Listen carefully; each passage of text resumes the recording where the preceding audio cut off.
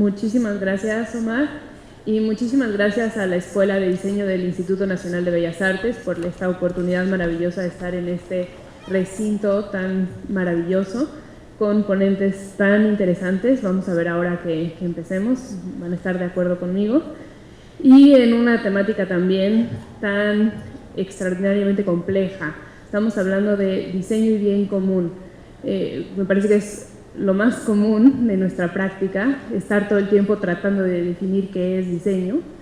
Y también, por otro lado, una práctica común de la humanidad, definir qué es el bien común. Hoy los ponemos juntos, entonces creo que vamos a tener tres perspectivas muy distintas, hablando desde distintas posiciones también. Tenemos quienes se separan más del lado de la academia, quienes se separan más desde el sector público o privado, y también desde distintas áreas del saber. Entonces, esto promete para una conversación muy interesante. Los invito de una vez a que vayan haciendo sus apuntes, a que ustedes mismos vayan haciendo sus propias reflexiones y que al final de las presentaciones tengamos un debate muy rico, ¿no?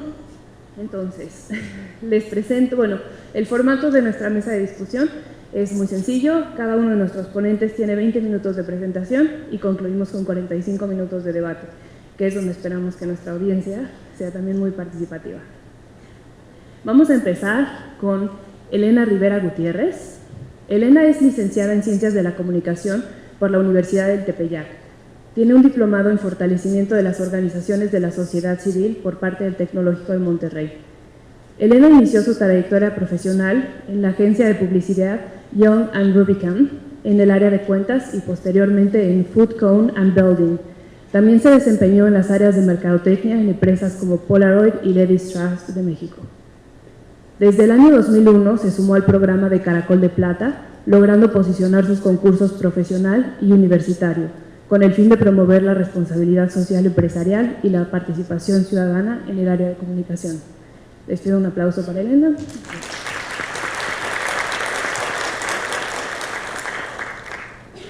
Muchas gracias, Claudia, por la presentación y bueno, agradezco mucho su presencia en este auditorio. Vamos a ver ahorita este video, si me pueden ayudar a bajar las luces para comenzar con este video y despertemos un poquito. Gracias. Por favor, lo corremos de nueva cuenta, Ale.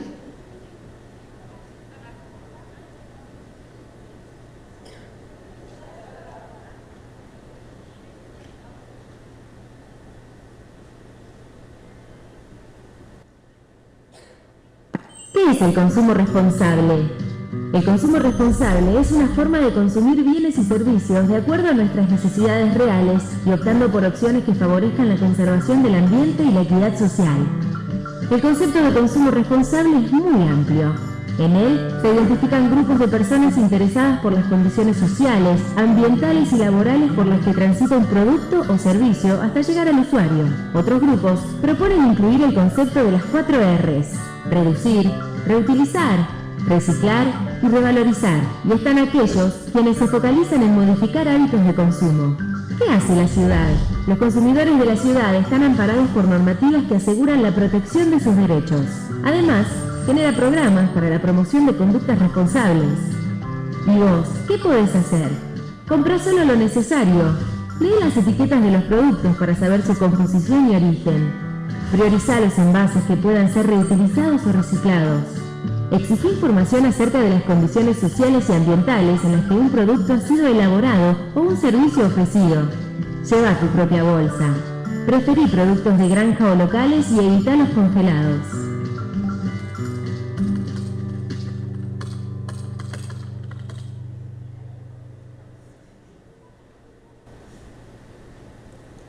Muy bien, pues yo elegí este video para arrancar la plática, esta charla matutina, para ponernos un poco en el estado del bien común, ¿ok? Es un ejemplo, como pueden ver, de Buenos Aires, pero que se puede aplicar a cualquiera de nuestras comunidades.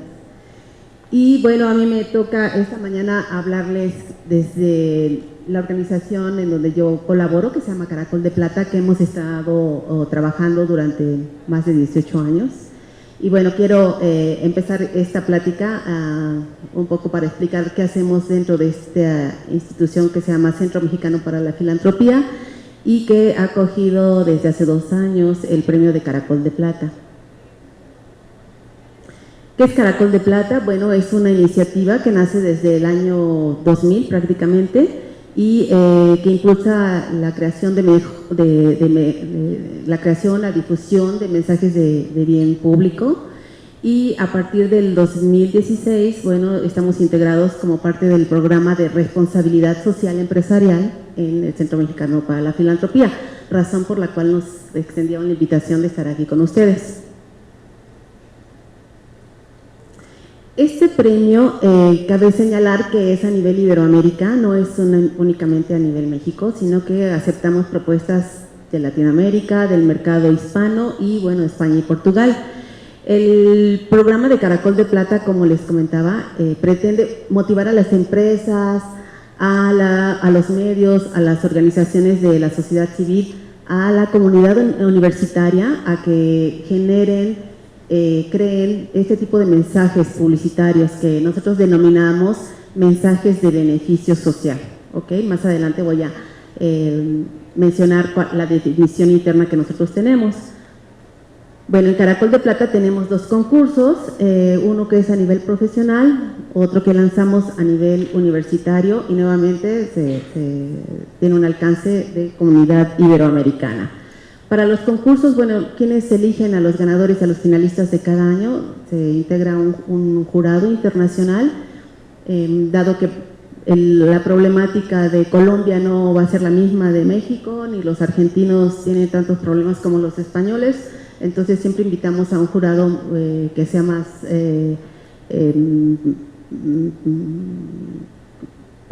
internacional en este sentido y que no solamente veamos las problemáticas locales, ¿no? Cada quien con su visión. Aquí la definición de mensaje de beneficio social que nosotros tenemos dentro de la institución. Son este tipo de mensajes que son creados, patrocinados o difundidos por empresas, instituciones o universidades para generar conciencia y buscar soluciones a problemas sociales, para promover una causa específica o una organización de la sociedad civil, de manera directa o como parte de una estrategia de mercadotecnia. Más allá del mensaje de beneficio social, yo considero que estos mensajes cambian nuestras actitudes. Estos mensajes no nos van a inducir a comprar, a salir corriendo a la tienda a comprar un producto, un servicio, sino al contrario, este tipo de mensajes, como veremos más adelante, porque traigo una muestra de ellos, nos van a invitar a cambiar nuestras actitudes, ¿ok? ¿Qué quiere decir con eso? Un cambio de actitud va a ser, deja de fumar, ¿ok? Toma con moderación, dona sangre, planta un árbol, participa como voluntario, etcétera. Entonces, para nosotros en Caracol de Plata, ese es un mensaje de beneficio social, muy diferente de un mensaje publicitario comercial, que es lo que nos inundan en las calles, en los medios y demás. El alcance, como les decía, va a toda Latinoamérica, el mercado hispano y a las comunidades de España y Portugal, que también se suman a nivel Iberoamérica. Bueno, este concurso profesional tiene los públicos, como les decía, de las agencias de publicidad, las empresas, las organizaciones de la sociedad civil, y cada año se entregan 7 premios, 7 esculturas de Caracol de Plata en estas 7 diferentes categorías: cortometraje, impresos, medios digitales, publicidad exterior y medios alternativos, radio, televisión y campañas. No me voy a detener tanto en el concurso profesional, dado que nuestro público, sé que es nuestro público cautivo de esta mañana son más jóvenes universitarios y la academia, ¿no? Un poco de la numeralia del concurso profesional. A lo largo de 18 años hemos recibido casi 7.500 mensajes, lo cual habla muy bien que en 18 años se han generado este tipo de anuncios en Iberoamérica. El concurso universitario, bueno, tiene como objetivo sensibilizar a los profesores, a la comunidad universitaria, sobre todo en los campos de comunicación, de diseño industrial, diseño gráfico, mercadotecnia, para que desarrollen trabajos con este matiz social, ¿ok? El tema para los universitarios cambia cada año y dentro de la institución se determinó iniciar con estar ligados con los temas de los objetivos del milenio, que ahora, bueno, se han convertido en los objetivos de desarrollo sostenible, para alcanzarlos en el 2030. Las 4 categorías para los jóvenes interesados esta mañana que puedan participar son cartel, medios digitales, medios alternativos y tele. La numeralia también muy interesante de la participación de estudiantes. La verdad es que recibimos propuestas muy interesantes y también que llaman a la acción, ¿no? Que llaman a la acción, no solamente nos plasman los problemas, sino también sugieren algún llamado a la acción. A continuación les voy a presentar una galería de carteles que han sido ganadores y finalistas en el concurso universitario. También para ir un poco sensibilizándonos en el bien común, cómo lo abordan los jóvenes, cómo lo han venido abordando durante estos 15 años del reconocimiento, ¿ok? No sé si alcanzan a ver, pero muchos de estos tienen toda la intención de que prestemos atención a ellos para poderlos leer y para poder entenderlos, ¿no? Y aquí dice, mira a través del panel, ¿te gusta el futuro que ves? Ayuda a que se vuelva realidad y bueno, todo es como reciclable, con paneles solares, todo tiene que ver con responsabilidad social, ¿ok? En Colombia, dice, cada hora se talan 14 hectáreas de bosque. ¿Qué tal? Muy sencillo el mensaje, ¿no?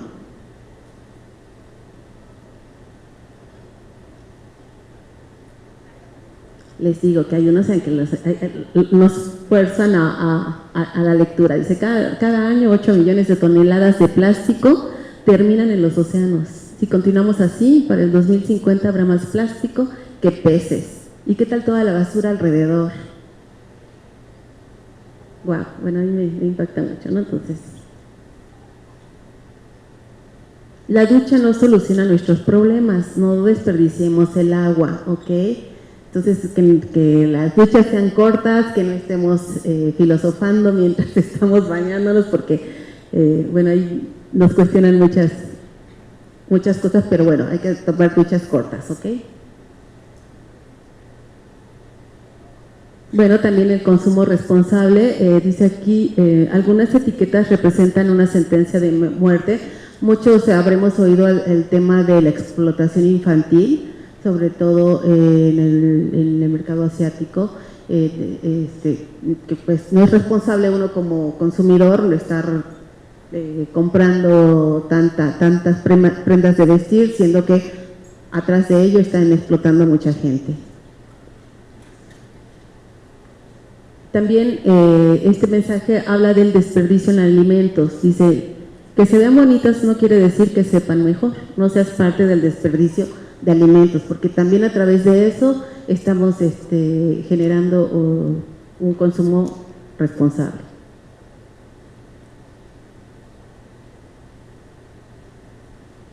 Y bueno, aquí hablando de los empaques, ¿no? Los empaques en todos los productos, y bueno, aquí uno de los universitarios nos mandó una propuesta que habla de el consumo responsable, ¿no? Procuremos consumir menos productos porque bueno, estos sabemos que generan pues una gran cantidad de basura con los empaques, ¿no?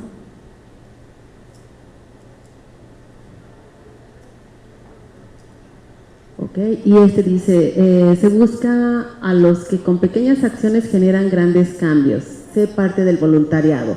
También Caracol de Plata ha impulsado esta filosofía del voluntariado, que los jóvenes presten su talento en actividades que, bueno, benefician a sus comunidades. ¿Qué más? A través del servicio social y otras actividades que puedan participar dentro de sus comunidades, ¿no? El siguiente dice, ayudar nos ayuda. Todo lo que hagas hoy te ayudará en el futuro. Haz voluntariado en tu comunidad y bueno, el boomerang por aquí dice que todo lo que va se regresa, entonces pues habla de ciertos valores como lo pueden ver ahí, ¿no? A mí me gusta este tipo de mensajes en particular que son muy limpios y que, bueno, nos proyectan un mensaje muy, muy directo y que nos invitan a un cambio de actitud.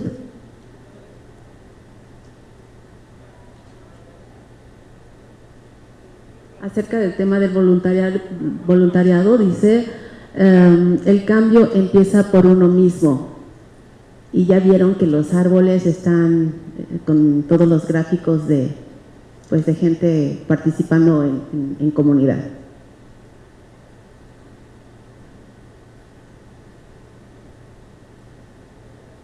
Este también muy sencillo, esta ilustración que dice olvida el yo-yo y que suene el tú-tú, ¿ok? Para empezar el cambio y impulsar el voluntariado.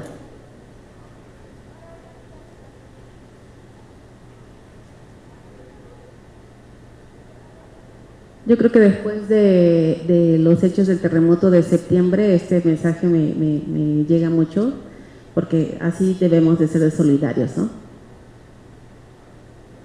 Cambiar una actitud en bien común, en beneficio de nuestras comunidades.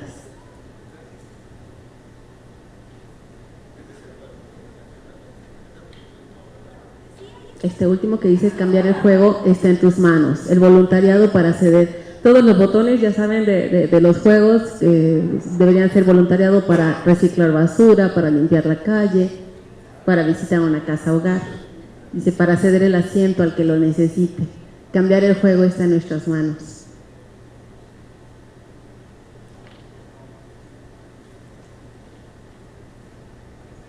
Y este también habla de afuera es donde más te necesitan. Únete, voluntariado social.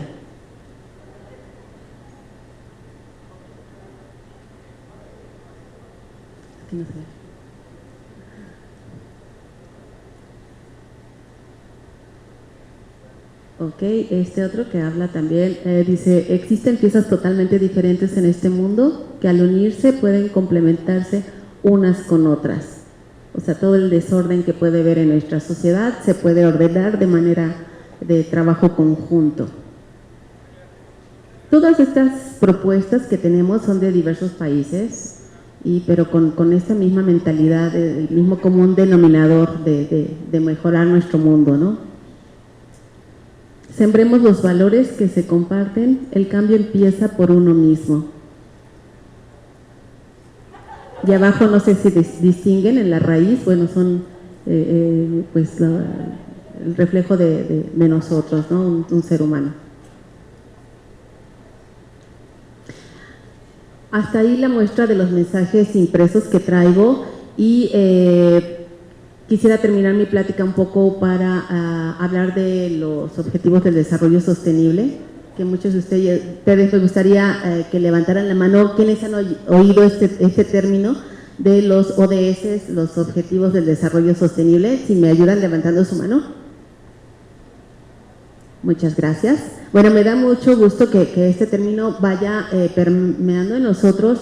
Va a ser un término que nos va a ayudar como bien lo dice el eslogan de la ONU, a transformar nuestro mundo. Son objetivos de milenio plasmados para el 2030 y cualquiera podemos adoptar, cualquiera de los 17 objetivos a nuestras vidas diarias, a nuestra vida laboral, a nuestras propias comunidades, ¿no? Por último, voy a hablar un poco de la responsabilidad social empresarial, que es precisamente dentro de la institución donde trabajo nos han abrigado, porque estamos muy preocupados en el sentido de que las empresas también sean socialmente responsables. Entonces, a través de estos concursos, como les comentaba, nosotros queremos motivar a los universitarios, a la academia, a que nos envíen sus propuestas. Y este año en nuestra convocatoria estamos enfocados en el objetivo del milenio número 16, ya que el tema de universitarios es acciones contra la corrupción. Entonces estamos esperando propuestas este año, así como vieron temas de voluntariado, de desarrollo sostenible, los ejemplos que traje. Estamos esperando tener algunas propuestas interesantes, sabemos, acerca de las acciones contra la corrupción que van muy enfocadas al objetivo 16, que habla acerca de la justicia entre las instituciones. Entonces, de mi parte cierro mi presentación con este pensamiento de ¿y tú? Y nosotros y yo. ¿Qué estamos haciendo para frenar la corrupción? ¿Okay? ¿Qué estamos haciendo en nuestra vida diaria para frenar la corrupción? ¿Qué estamos haciendo por el bien común? Que va a ser la discusión más adelante aquí con los ponentes. Y cierro con un video que se llama El cambio se contagia, y solamente también que es una propuesta universitaria para que vean la gran calidad, y esa es la idea, que el bien común se contagie. Y veamos el video, si me ayudan, por favor, gracias.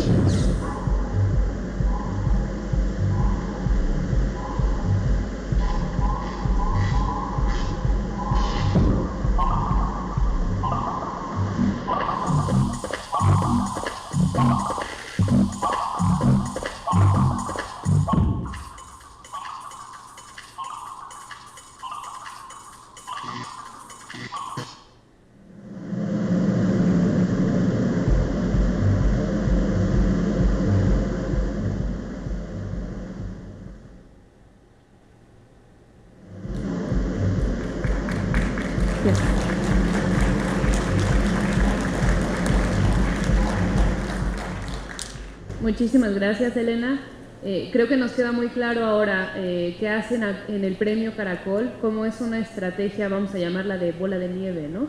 Están incentivando a aquellos cuya función en la sociedad específica no es necesariamente hacer este tipo de prácticas, pero sí es gente que tiene habilidades que puede incentivar a otros a tomar acciones, y a otros me refiero a la sociedad en general.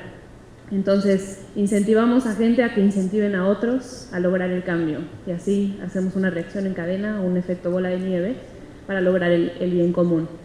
Ahora, si bien Elena nos habla de cómo involucrar a la industria privada en la lucha por el bien común, nuestra siguiente expositora nos habla desde otro lado de la trinchera.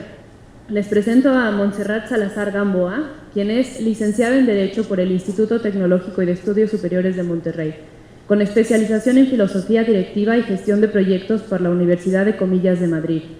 Cuenta con el título de Fundraiser of Brandmakers por Foundation Center de Nueva York y Fundraising Management por la Indiana State University.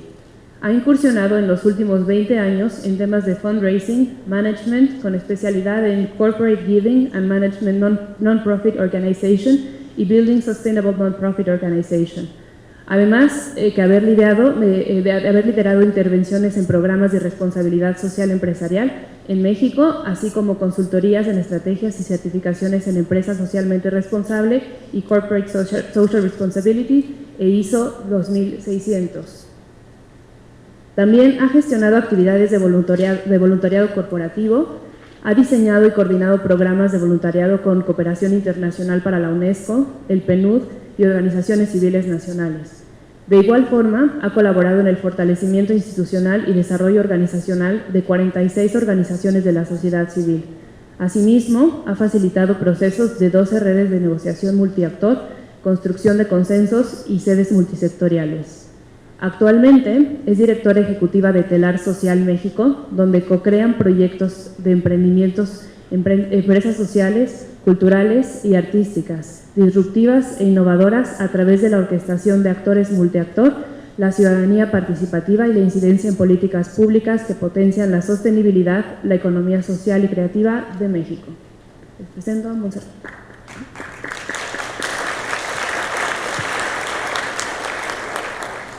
Yo, más que hablar de conceptos y profundizar en teorías, a mí lo que me gustaría más es compartirles estos 21 años de experiencia en el sector social, pero sobre todo en cómo me ha ido en la feria y cómo logramos llegar a una propuesta como lo que es Telar Social.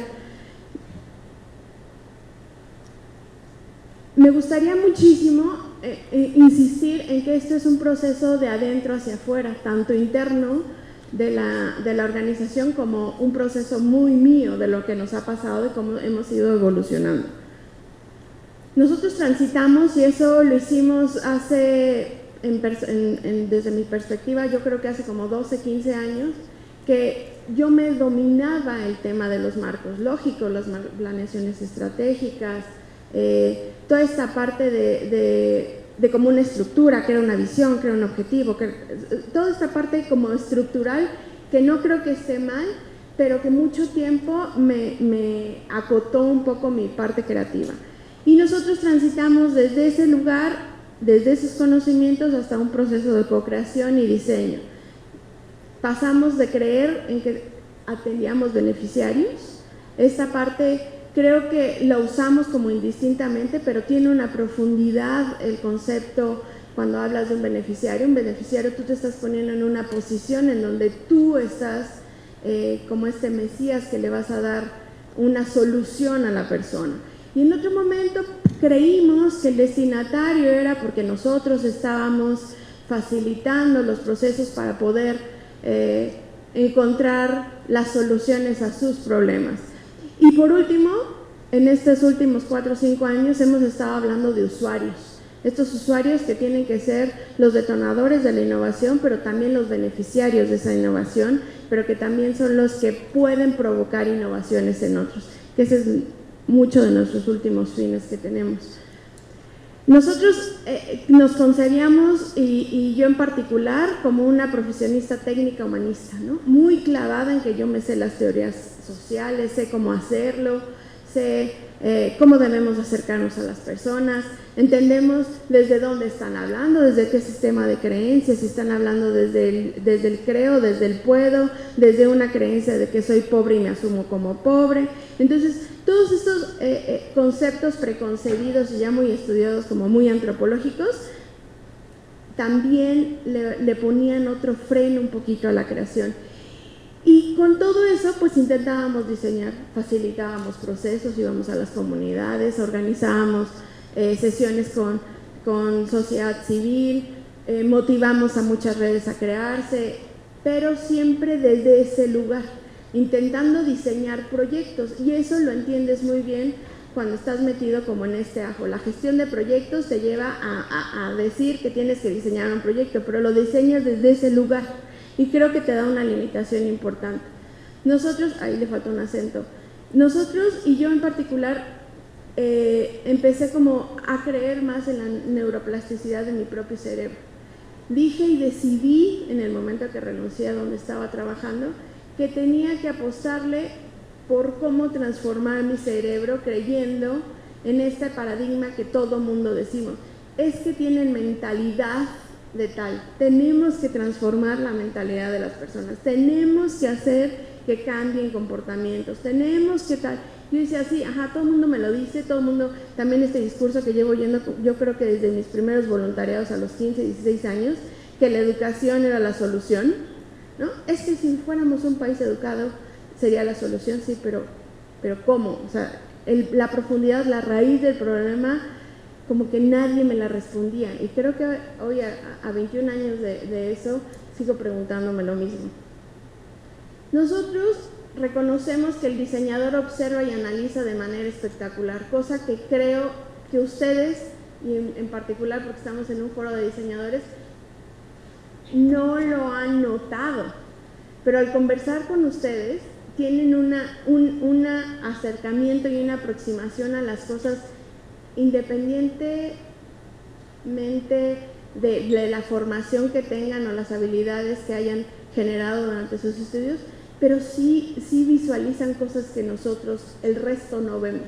o las acomodan de una manera que nosotros no las alcanzamos a ver, que tenemos que aprender a verlas.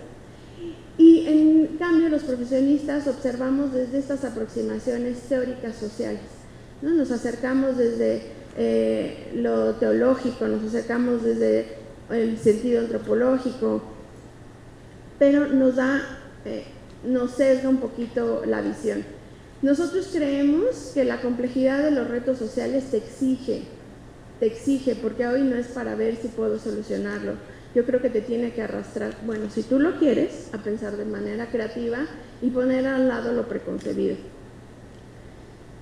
Yo repito mucho esta frase y creo que es un filtro que ocupo mucho cuando estamos diseñando o co-creando con algunos otros actores. Cuando tu único instrumento es un martillo, todo lo ves con cara de clavo, siempre. Y lo estamos viendo ahorita en un proceso que les voy a platicar un poquito más adelante, en que en verdad tu cerebro te engaña y te lleva a ver todo como un clavo. Entonces lo que nosotros buscamos muchísimo es cómo elevamos nuestro nivel de pensamiento. En Telar buscamos transformar las mentalidades, pero elevando nuestro nivel de pensamiento. Y esto como resultado de que hemos observado, y ya lo dijo Einstein, no puedes solucionar un problema desde el mismo nivel de pensamiento desde el que surgió. Entonces, cuando tú gestionas o haces una dinámica para crear un modelo de negocios o para hacer un ejercicio de design thinking o demás, si sigues en el mismo nivel de pensamiento desde donde surgió el problema, no logras salir con algo novedoso. Entonces, lo que nosotros estamos proponiendo y creemos que la innovación es el resultado de la neuroplasticidad de nuestros cerebros. Creo que la innovación social, ¿alguien ha oído este término de innovación social? A ver, levanten la mano, ¿quién lo ha oído? Porque si no estoy hablando con conceptos como... La innovación social es esta nueva corriente que está emergiendo y justificando un poco destinar todo el centro de un negocio o de una idea al beneficio o alto impacto de una población o comunidad. En pocas palabras, es crear algo que que debe ser rentable o sostenible, pero que tiene elemento y centro el tema y el impacto social. Y algo que siempre hemos notado en estos procesos de innovación social es que a mí, como a ustedes, mi cerebro siempre me arrastra a los cómo. Dime cómo aprendo a plantar, dime cómo hago mi plan de negocios, dime cómo hago una campaña de procuración de fondos, cómo generamos el voluntariado corporativo. Y eso nos lleva a que nuestro cerebro siga pensando desde el mismo lugar, desde donde está tu necesidad. Entonces lo que nosotros, y eso lo quería explicar un poquito antes, porque no me gusta explicar qué hacemos en Telar Social si no entendemos de por qué sacamos esos parrafitos que nos definen. No siento que esté mal que esas respuestas espontáneas, porque en algún momento alguien me lo dijo, que tu respuesta espontánea es la más sincera y la más real. No creo que esté mal, pero sí creo que podemos empujar a nuestro cerebro a pensar de otra manera. Por eso nosotros en Telar Social co-creamos y queremos empezar a impulsar o provocar otros cómo.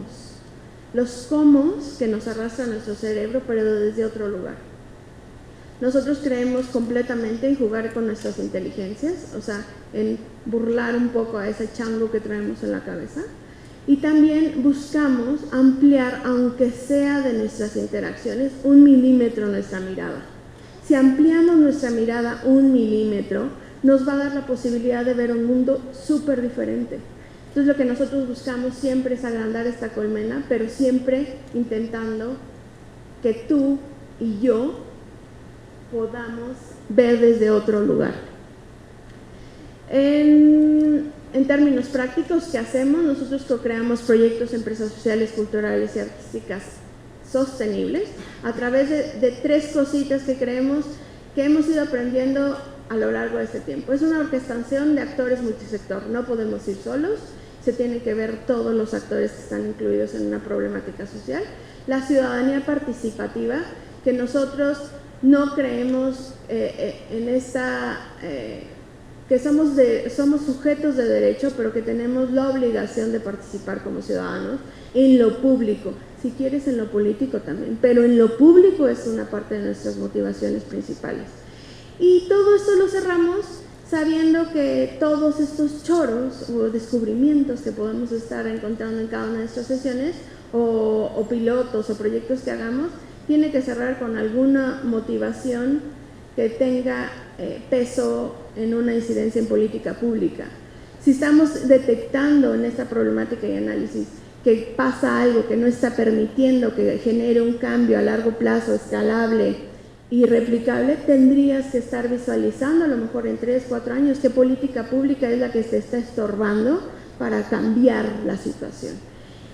Y creemos completamente en propiciar la economía social y la economía creativa. Por eso conozco a Limba, porque he estado ahí como insistiendo mucho en cómo podernos acercar a la economía creativa desde este otro lugar. ¿Cómo lo hacemos? Hacemos laboratorios vivientes, facilitamos experimentos sociales disruptivos que aporten sobre todo la paz y que lleven a las personas a alcanzar a su felicidad. Todo el mundo me dice, eso está como muy pacheco, muy holístico, como ¿de qué estás hablando?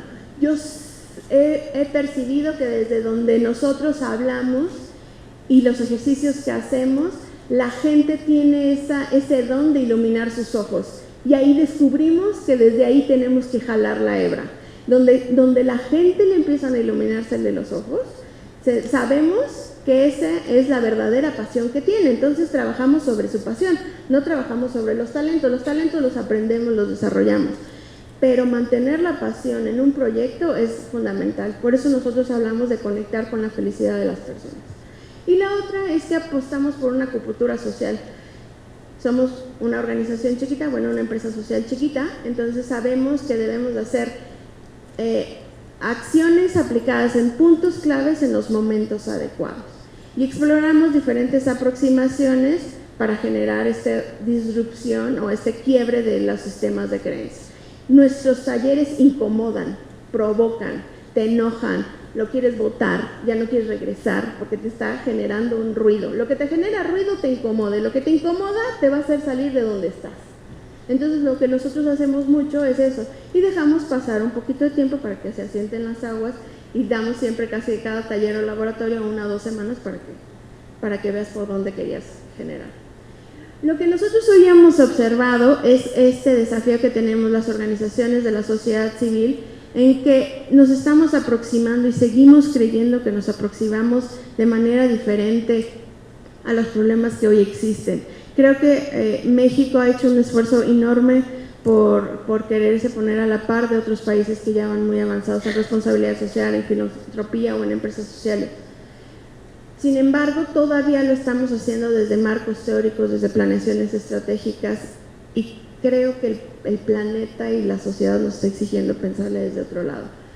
Yo siempre he sido como un poco la contrera de algunos espacios que tienen que ver con sociedad civil, justo por eso, porque estamos colocándonos en una posición cómoda.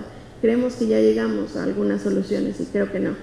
Nosotros creemos que el desafío ahorita es esta polarización de las perspectivas, una perspectiva del caos y otra la del orden.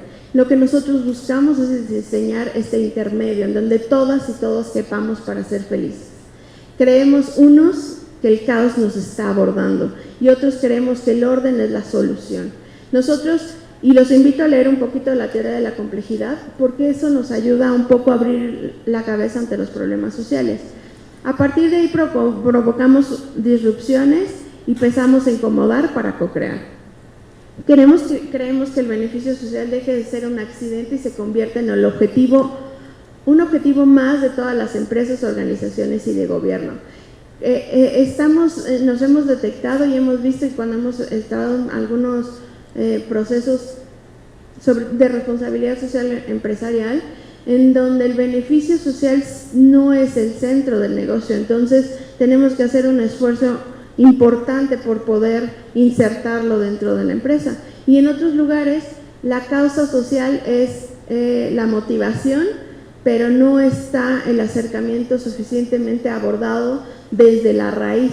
Casi siempre estamos apaleando los efectos más no las causas. Entonces nosotros creemos que si encontramos el beneficio social en el centro, va a ser lo que va a transformar. Nosotros disrumpimos desde la idea de una empresa social en México, que casi no lo puedes decir, y cuando lo dices, te dicen, ajá, ¿y cómo vives? Igual que tú, cobro por lo que hago. Pero es incómodo, ¿por qué lo social se cobra? ¿Por qué lo social tiene que ser rentable? Entonces nosotros intentamos desde el discurso y desde la práctica disrumpir para co-crear y de ahí pasar a las empresas sociales cuando así lo desean.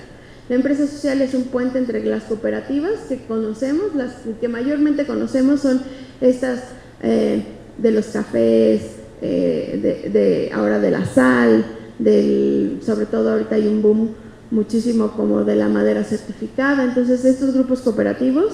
Y también está la otra parte que están las organizaciones sin fines de lucro. Nosotros hacemos como este híbrido en donde el impacto social y las ganancias no son extremos. Planteamos modelos de negocios sociales que son altamente rentables y que son socialmente responsables. Lo que yo quisiera cerrar estos últimos 3 minutitos es darles un ejemplo de todo el discurso que me aventé ahorita, cómo lo hemos puesto tangible y retador en este instante. Es algo que nos está tomando el 75% del tiempo. Yo no lo creí, cuando asumimos este reto no creí que nos iba a tomar tanto tiempo, pero sobre todo está siendo una hoja en blanco para poder poner en práctica todos los discursos y a ver si los discursos funcionan. Si los discursos funcionan después de un evento como el que pasó el 19 de septiembre. Nosotros tenemos un proyecto que se llama Ecatzingo 19S, es el codiseño rural sostenible de una comunidad que se vio afectada por el sismo. Esta es la pequeña capilla, bueno, ellos la conciben como su espacio religioso más importante de la comunidad, y así quedó después del sismo. Ahí viven en Ecatzingo, están las faldas del volcán Popocatépetl, viven 9.369 personas, 1.873 viviendas, 19 escuelas. ¿Por qué lo digo? De esos 1.800 viviendas, 986 quedaron dañadas y esas no salieron en las noticias, ¿no? 601 fueron pérdida total. Y de 19 escuelas, 6 escuelas con más de 2.189 niños quedaron completamente en el piso. 2.189 niños no tienen clases en unas condiciones idóneas para aprender. Así es como quedó una de las casas. Aquí es uno de los proyectos que ya va muy avanzado que estamos reconstruyendo ahorita. Algo que yo creo que han escuchado mucho y que es algo que se repite, o no sé si es porque estoy ahorita en este tema, pero creo que todo el mundo al decir es que la gente tenía adobe y le puso losa de cemento, es que la gente está construyendo de manera incorrecta, es que la gente, pero no vemos el por qué la gente respondió y construyó así, por qué la gente decidió habitar así. Entonces nosotros nos hemos dado, esta es una de las escuelas, nos hemos dado como a la tarea de estar entendiendo desde el primer momento por qué sucedieron las cosas más que los efectos. Los efectos son evidentes, hay casas tiradas, hay escuelas tiradas, hay niños que no están en la escuela, hay gente que está construyendo otra vez con concreto cuando se le cayó la casa de concreto. Y otra es que vimos una gran oportunidad en esta comunidad porque tiene un grado de marginalidad altísimo, tiene un índice de pobreza y aparte no sabían, pero se enteraron que tenían una fractura sísmica porque nunca se les ocurrió comentar lo que les habían dicho hace 3 años que había esa fractura. Y luego tienen pues pegado a Don Goyo. Entonces tienen así como el combo perfecto y cerca de la Ciudad de México. Ese es como la mayoría de ellos viven. Lo que les decía de los niños sin escuela, 2.890 niños sin escuela. Nosotros estamos haciendo ahí, y eso es lo que yo quiero, a lo que quiero llegar un poquito, es a este remix de diseños. Todo el mundo vio la oportunidad de vamos a bioconstruir, vamos a meter estas construcciones con botellas o con PET, vamos a hacer diseños ecológicos, vamos a meter el activismo y el diseño, como que todo el mundo quería meter el remix de los diseños. no contábamos con estos insumos que nos daba el Fonden, ¿no? Y la otra es que dijimos nosotros, ok, tenemos diseñadores, tenemos arquitectos, tenemos diseñadores industriales, ahora vamos a meterle todos los conceptos que nosotros tenemos. Educación para el desarrollo sostenible, educadores resilientes, porque son cosas que manejamos y las tenemos a la mano, ¿no? Imaginación en la práctica educativa y la participación social en la educación. Pues tiene que quedar una cosa impresionante, ¿no? O sea, si metemos diseñadores y metemos todos estos conceptos. Sí, pero la emergencia nos llevó a concluir algunas cosas.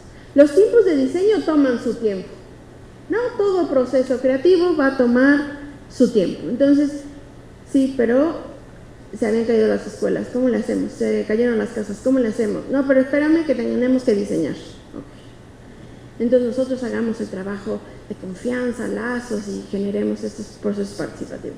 Los tiempos sociales se hacen en el tiempo, ¿no? Tú ves cómo le haces, pero los atiendes. Las emergencias sociales nos comen el tiempo. Las emergencias sociales se necesitan de ya. Y nosotros estamos tomando el tiempo de, bueno, vamos a generar un desarrollo comunitario para que haya un proceso y tal. ¿No? Esas teorías preconcebidas de tenemos que generar esta confianza con la gente para poder trabajar y para que quieran cambiar de construir con concreto a pasar a decirles, oiga, le vengo a construir con botellas de basura, porque así las conciben, ¿eh? Son botellas de basura rellenas de tierra. Como que es una concepción diferente. El diseño debiera ser, se los dejo nada más así, algunas reflexiones que hemos pensado porque ya se me acabó el tiempo. El diseño debiera ser la prioridad sobre una emergencia social. Tu firma o tu propio estilo van encima de la emergencia social. ¿Cómo participarías tú de los empoderamientos sin interferir en la autogobernanza, autonomía y autosuficiencia de las personas? Esto lo digo por cómo queremos codiseñar, pero les queremos decir cómo debe de ser su casa. Ajá.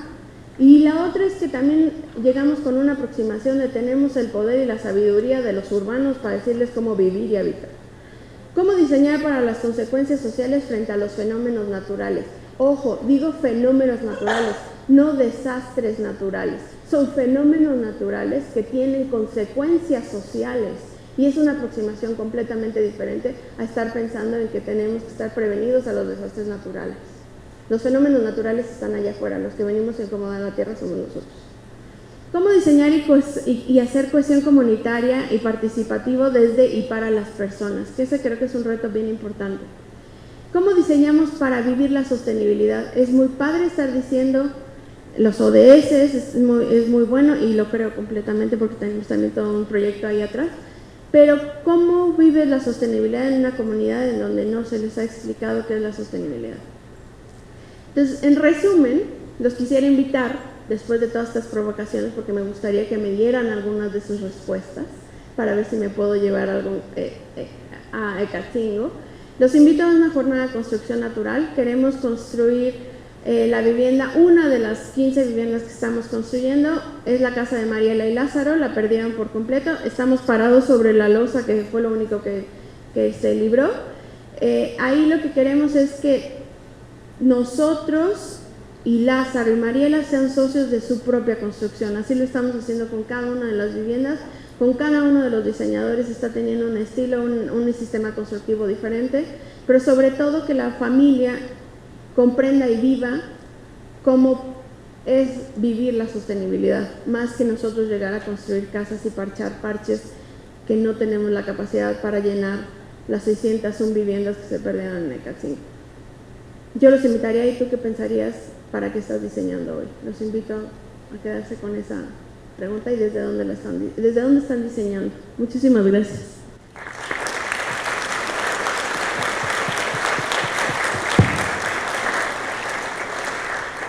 Muchísimas gracias, Monse, por ampliar nuestras mentes seguramente más allá de 1 milímetro y por hacer nuestros ojos brillar. Hablo por mí, pero voy a adivinar que en la audiencia hay muchos más, que igual que yo les conmueve escuchar esto. Para empezar, estamos viendo un concepto muy distinto del diseño, mucho más amplio, donde estamos incidiendo en el bien común no a partir de la creación de un objeto, sino que estamos incluso incidiendo en política pública. No sé si esto es algo que los chicos que nos acompañan hoy han pensado antes, pero es algo posible. Desde el diseño se puede incidir en la política pública, es decir, también en los programas sociales que diseña el gobierno como parte de su misma concepción de justicia, vamos a decirlo, ¿no? Entonces, se puede cambiar el mundo desde el diseño y hoy nos lo reconoce una abogada, entonces quizás haya algo de cierto. Vamos, por supuesto, a platicar más a fondo de las preguntas muy difíciles que nos dejó al final, pero vamos antes a escuchar a Jorge Camacho. Jorge trabaja como director de estrategia en el despacho Uncommon y como profesor de la maestría en estudios de diseño en Centro, así como en la maestría de diseño estratégico en la Ibero en la Ciudad de México. Es licenciado en comunicación por la Universidad Iberoamericana de la Ciudad de México, maestro en cultura cibernética por la Universidad de East London en Londres, Reino Unido, y doctor en estudios culturales por la Universidad de East London. Desde hace 15 años ha combinado la labor académica con su práctica profesional. Ha trabajado como investigador en la London South Bank University y como profesor en la Universidad Iberoamericana, Centro y la Academia Mexicana de Creatividad. Entre 2014 y 2015 se desempeñó como director académico de posgrado en el Centro de Estudios Superiores de Diseño de Monterrey, CEDIM, supervisando, diseñando y coordinando programas de posgrado en la intersección del diseño y los negocios. Ha sido miembro del despacho de diseño Éramos Tantos, director de innovación en las agencias de creatividad JWT México y FLOC y Creativo Tecnológico en Google México. Además, ha publicado artículos académicos en las revistas New Formations y Economía Creativa y es colaborador de la revista de diseño Código. Gracias, Claudia. Gracias también a Aide Girón y a la Escuela de Diseño de Lima por la invitación. Y bueno, creo que la plática que traigo hoy sí llega un poco más desde el punto de vista conceptual y eso, pero creo que vamos a llegar a preguntas muy similares de las que plantearon, entonces ojalá así sea. Bueno, voy a empezar un poco como justificando el término que viene por ahí en el título. Entonces es una historia que es un poquito larga, pero la voy a hacer muy corta. Un poco las preguntas y el reto y la reflexión que quiero compartir con ustedes hoy empezó a tomar forma hace más o menos como 3 años en ese lugar que es la Escuela de Diseño Centro, donde he sido profesor desde hace como 9 años, pero en aquella ocasión era una circunstancia particular porque por alguna razón me habían invitado a dar el discurso de graduación para los alumnos que en ese día se estaban graduando de los programas de posgrado de Centro. Estos son este tipo de posgrados, ¿no? Que, digamos, existen en Centro, pero que de alguna manera son cada vez más comunes en muchas escuelas de diseño, no solamente aquí en México, sino alrededor del mundo, ¿no? Entonces, cosas como, por ejemplo, una maestría en ciudad, una maestría en guión, en vivienda, un par de cosas que tienen que ver con negocios, innovación, industrias creativas, un par de programas que tienen que ver más con tecnología, como código creativo, tecnologías de transformación material y un par de programas en donde de hecho yo participo, que es como la maestría de estudios de diseño o la especialidad en diseño del mañana. Ahora, ¿qué tienen esas cosas, esos programas? De alguna manera, para mí, representan, como igual programas similares en otras escuelas, esta como transformación del diseño que yo veo como evolucionando en tres líneas o 3 vectores. Por un lado, el reto que las tecnologías emergentes le plantean al campo del diseño y a los diseñadores individuales en su práctica cotidiana. Por otro lado, esto que le llamé por ahí el pic del diseño, como apogeo del diseño, en términos de la importancia que está adquiriendo cada vez más, o que bueno, de hecho viene adquiriendo desde las últimas décadas o años para distintos tipos de organizaciones privadas, públicas, sociales, etcétera. Y luego otra cosa que es un poco más el tema del que traigo hoy, estas cosas que llamé como las nuevas ambiciones del diseño. Ahora, este tipo de discursos como de graduación, yo al menos, por una visión parcial, son el tipo de cosas que asocio con los actores de Hollywood o de repente los presidentes que se paran enfrente de los graduados de una escuela y les hacen un discurso así súper inspirador para lanzarlos al mundo así completamente inspirados. Y un poco como tratando de alcanzar ese nivel que obviamente me quedé muy lejos, pero también un poco, como dicen en inglés, tongue in cheek, con la lengua en el cachete, es decir, un poco en serio y en broma, me inventé un término para ese discurso que era el de superdiseño. Y un poco el objetivo era básicamente decirles a los diseñadores que son como un nuevo tipo de superhéroes, ¿no? Y para también por ahí clavarles el tema de la responsabilidad, siguiendo esta famosa frase que igual se le atribuye a Stan Lee, el creador de los cómics, como a Voltaire, y es esta idea de que con un gran poder, obviamente, en este caso el diseño, viene consigo una gran responsabilidad. Ahora, este tema del superdiseño, o este término que justo le contaba a Aida hace rato, que lo inventé un poco en broma y de repente ya por ahí alguien lo agarró y yo así como, bueno, pero era un poco en serio en broma, bueno, ahí tengo que seguir como con las consecuencias, ¿no?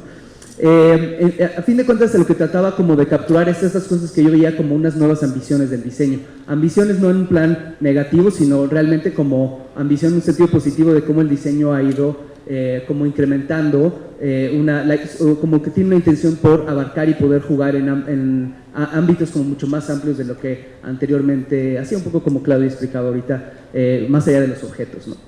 Entonces, según yo, y esta es así como una prototeoría que está completamente abierta a la crítica, pero según yo el diseño se convierte en esta especie como de superdiseño al expandirse como si fueran 3 dimensiones al mismo tiempo.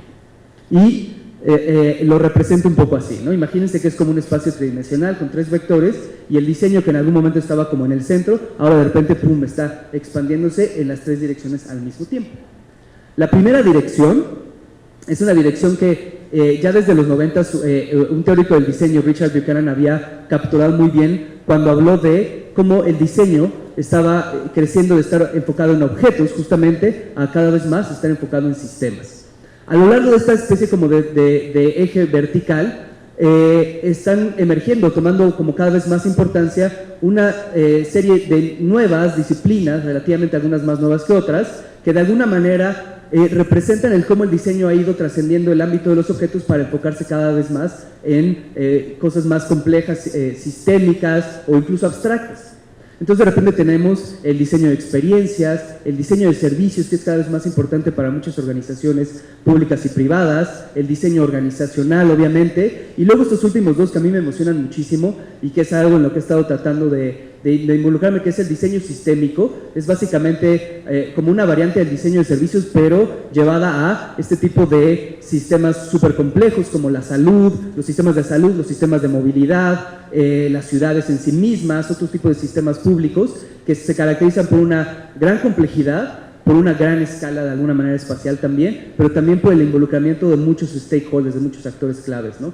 Y por ahí lo que otros autores como Don Norman han llamado el diseño X, que es un poco una variante del diseño sistémico enfocada en sistemas sociotécnicos, es decir, sistemas que tienen grandes componentes técnicos, infraestructura, mezclados de una manera como inseparable con componentes humanos y sociales, ¿no? Ahora, lo interesante, y es que un poco aquí, continuando con lo que decía Montserrat, de que el diseño toma su tiempo, hay una también teórica del diseño, Terry Irwin, de la Universidad de Carnegie Mellon, que dice algo muy interesante, y es como los diseñadores durante mucho tiempo estaban enfocados como en lo que ella dice como pósters y tostadores, ¿no? Básicamente para referirse un poco a los ámbitos tradicionales del diseño de producto y el diseño gráfico.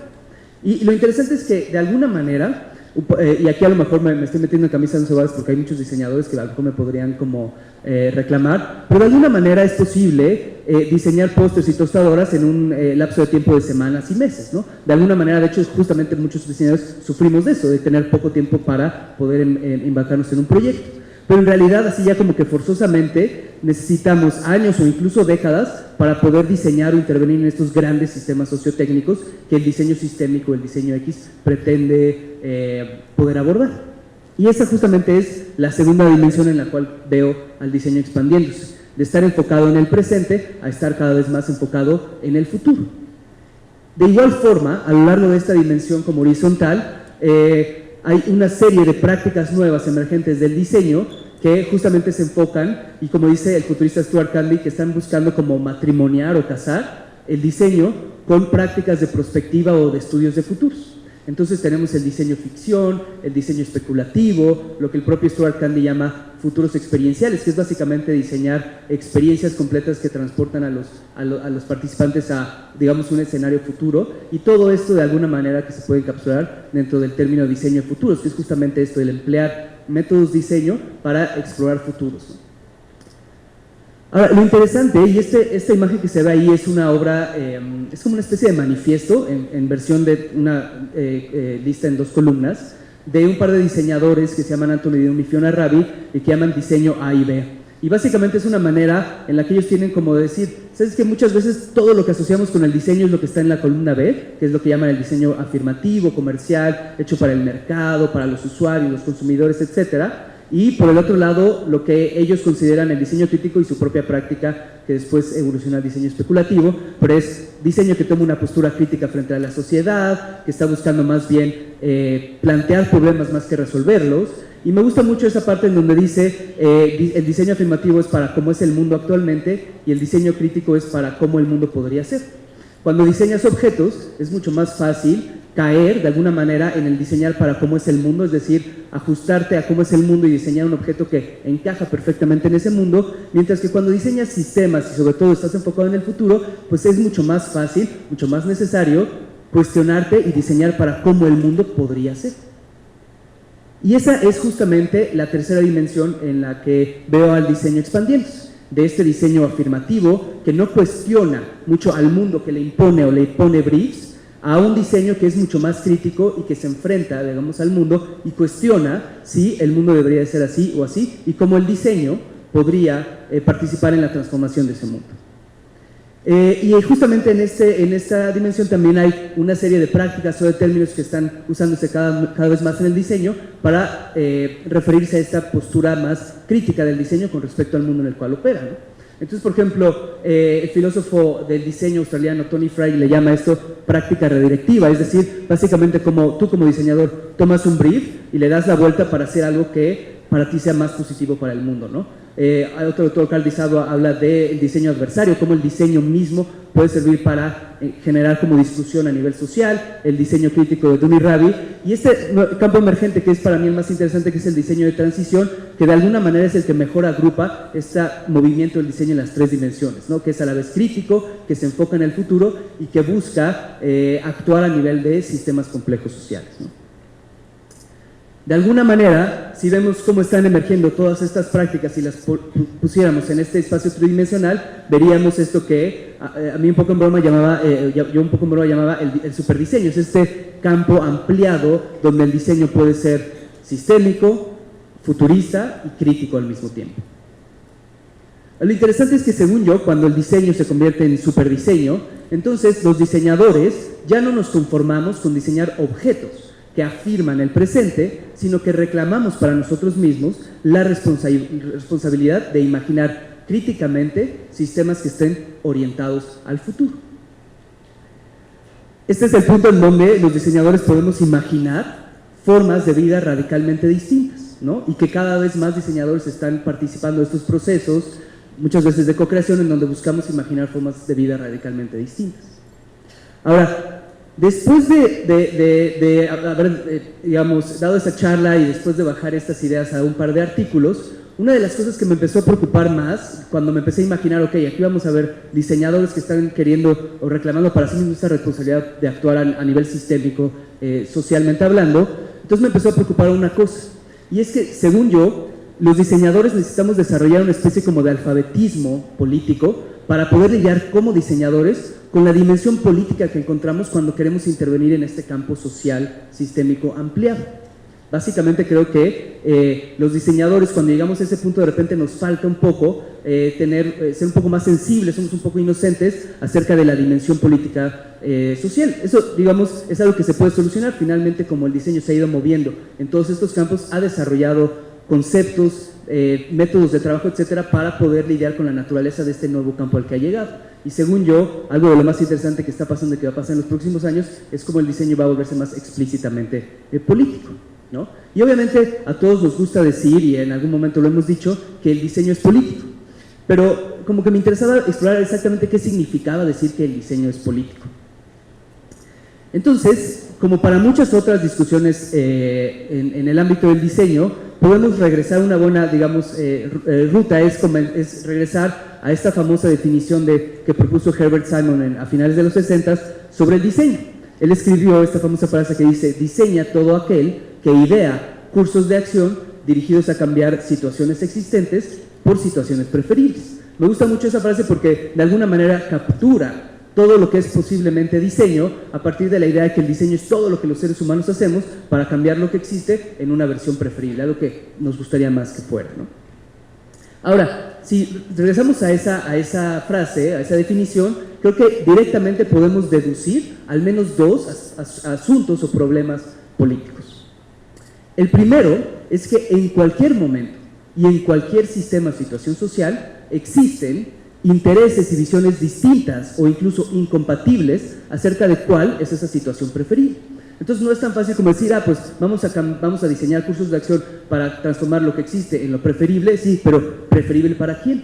¿No? Entonces ese es el primer reto político, ¿no? De hecho, en muchas ocasiones hay algunos actores sociales en ese sistema que prefieren la situación existente.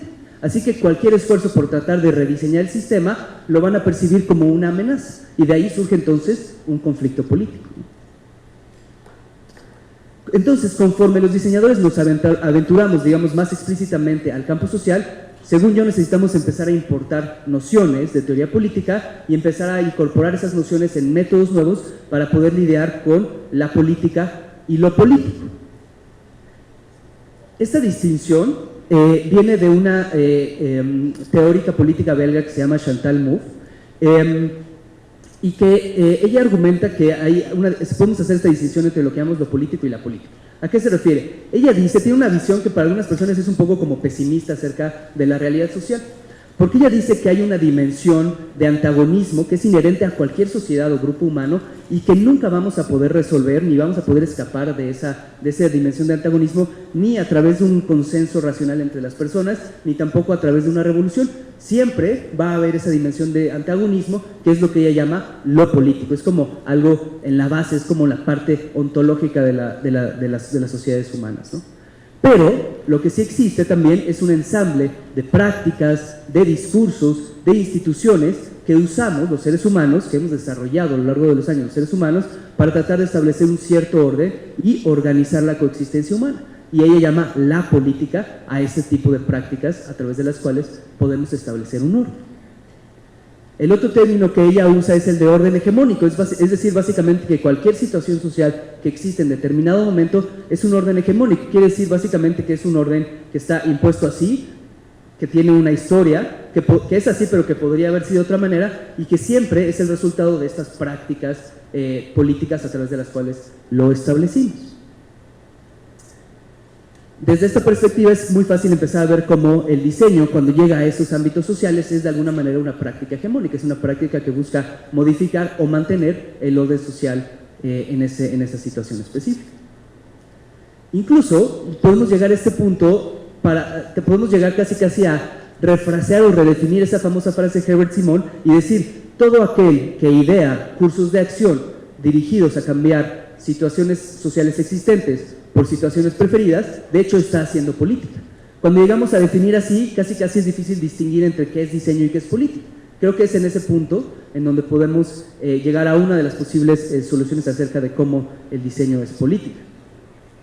Ahora, lo importante es que decía hace rato que de esa definición de Herbert Simon podemos deducir al menos dos asuntos políticos. El primero es esta idea de la diversidad e incluso incompatibilidad de intereses, y el segundo es que también en cualquier momento y en cualquier sistema social existe una distribución desigual de poder entre los diferentes actores sociales. Es un poco obvio, ¿no? Pero, digamos, parafraseando a este teórico político Keith Dowding, podríamos decir que el poder es la capacidad que tienen estos autores para definir y después conseguir esas situaciones preferidas que son el objetivo de un diseño. Obviamente, en cada situación o sistema social hay algunos actores que tendrán una capacidad para, de hecho, mantener la situación existente o definir una nueva situación como la situación preferible y también, como digo por ahí, incrementar la probabilidad de su realización. Es muy raro que haya una situación social en donde un actor, un grupo de actores tienen el poder total para definir completamente todo, pero sí tienen básicamente gran poder muchas veces para incrementar la probabilidad de que su visión o su situación preferible sea la que de hecho se realice. De alguna manera, si lo vemos desde cierta perspectiva, el poder es a la sociedad lo que la gravedad es a la física. Cuando los físicos estudian la realidad física, se encuentran siempre con la gravedad y con todas estas otras fuerzas físicas.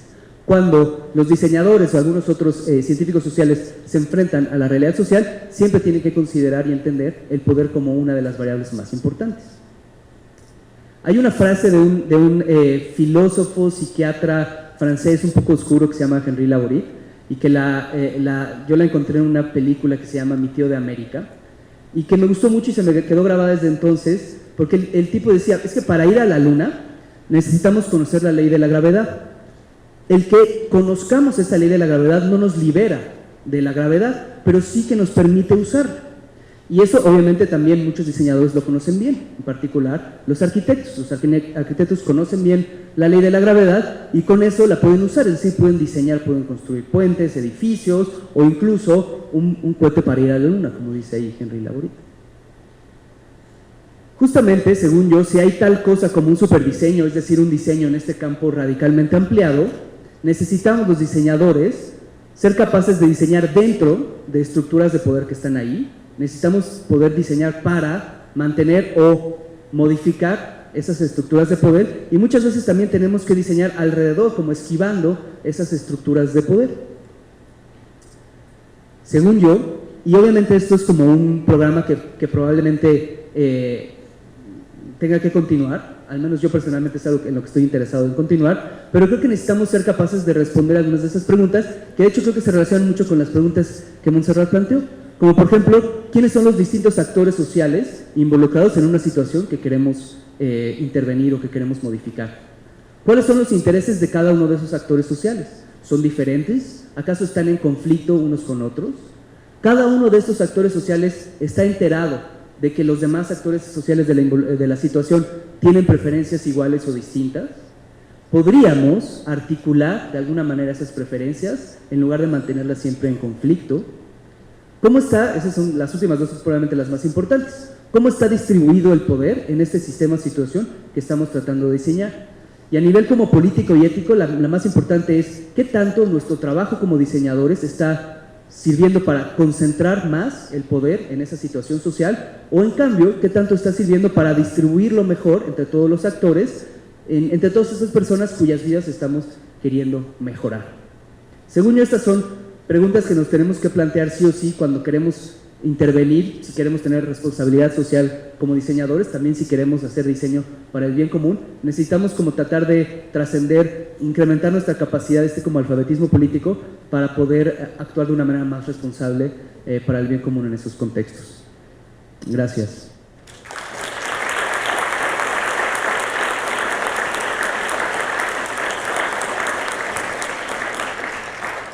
Muchísimas gracias, Jorge, por ayudarnos a entender la complejidad de la discusión que tenemos sobre la mesa. Creo que especialmente es relevante, por el tiempo que estamos viviendo, época electoral, hablar de esta imposibilidad de reconciliar lo político, ¿no? Asumirlo como que ese es un punto de partida, pero por el otro lado también reconocer la existencia de la política. Claro. Como, y haciendo quizás alusión también acá a las prácticas a través de, o por el sismo del 19 de septiembre, ¿no?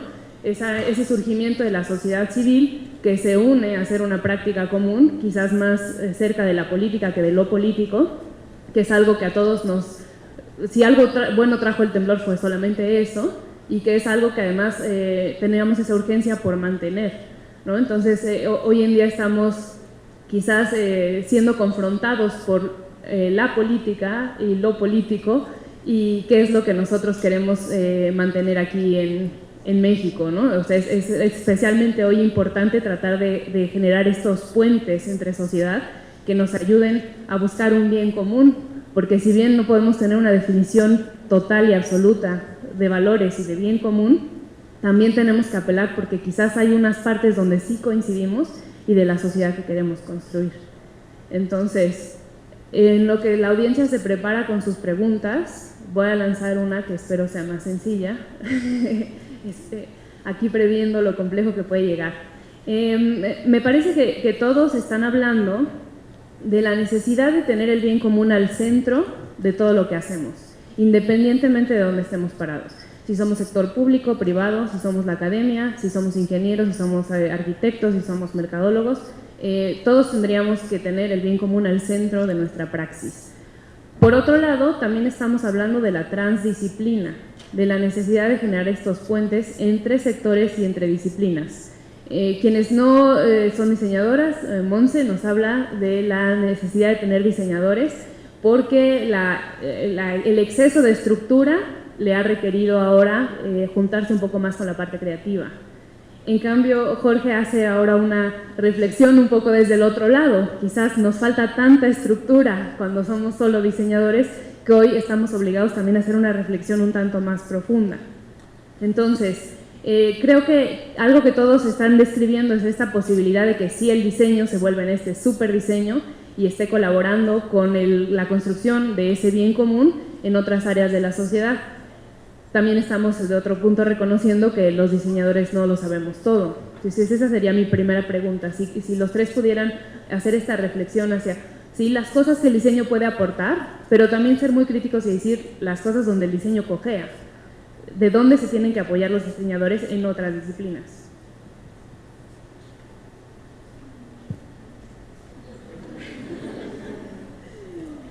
Pues nada sencilla la pregunta, ¿eh?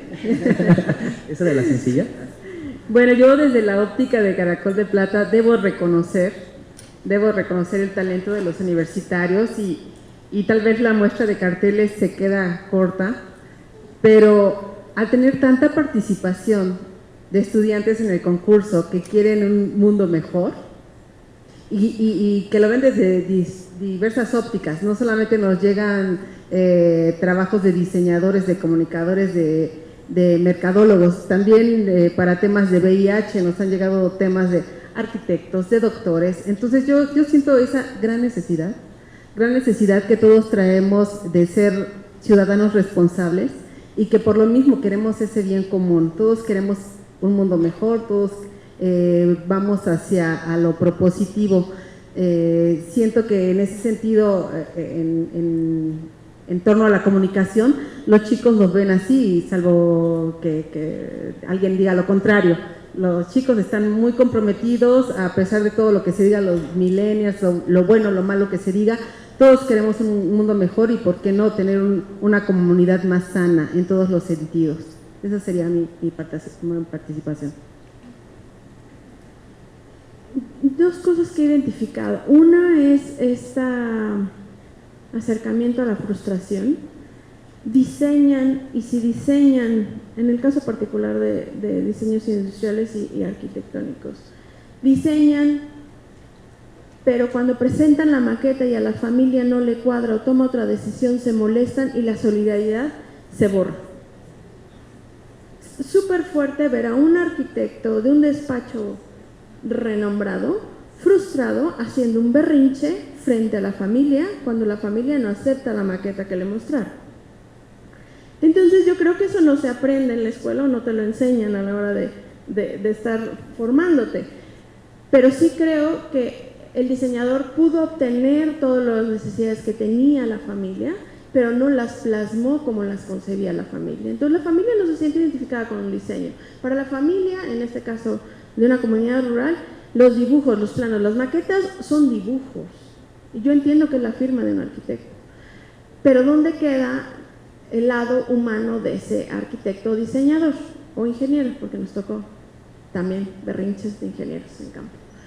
Entonces, sí pensaría en cómo tendrían reconocerse que no tienen la capacidad para esa frustración, entonces hacerte 3 pasos atrás y permitir que el sociólogo o el que está entrando le entre, ¿no? Que no pueden hacer todo. Entonces nosotros, como decimos, yo no puedo saber si la estructura aguanta, yo me echo para atrás y permito que el otro actúe. Pero yo creo que en este caso el diseñador asume que puede hacer todo porque conoce al usuario y no se echa 2 milímetros para atrás. Y la otra es también que la solidaridad o en el buen sentido de la compasión tiene que ser de largo plazo. Si dan tiempo para diseñar, ¿por qué tiene que haber plazos para que acepten la ayuda? O por qué ya no, porque me dijeron que no, entonces ya no soy solidario, ya no quiero ir ahí, ¿no? Esa parte a mí me agobió, y no lo digo de jóvenes, lo digo de arquitectos adultos y renombrados, ¿no? Los jóvenes yo creo que tenían más la flexibilidad y decían, bueno, sí es cierto, no sabemos, mejor me voy a echar para atrás. Pero los que van en punta de lanza, que van abriendo camino para los jóvenes, creo que esa parte en lo práctico les falta. Muchas gracias. O sea, yo creo que si el tema es este, ¿no? O sea, es como, ok, están estos grandes retos sociales y para poder abordarlos necesitamos diseñadores y necesitamos estos como equipos multidisciplinarios que tienen diseñadores y también tienen estos como profesionistas técnicos y humanistas. O sea, digamos que estoy completamente de acuerdo con eso. Pero de alguna manera lo que yo creo es que el diseño es un campo que permite como la articulación de los que hoy en día consideramos diseñadores y esos otros perfiles técnicos y humanistas. Siento que el diseño es como un campo, literalmente como un campo deportivo, en donde cuando entras estás actuando como diseñador, no importa si eres ingeniero, si eres abogado, etc. Hay una marca de ropa, obviamente no la menciono para hacerle ruido, pero su eslogan es: si tienes un cuerpo, eres un atleta.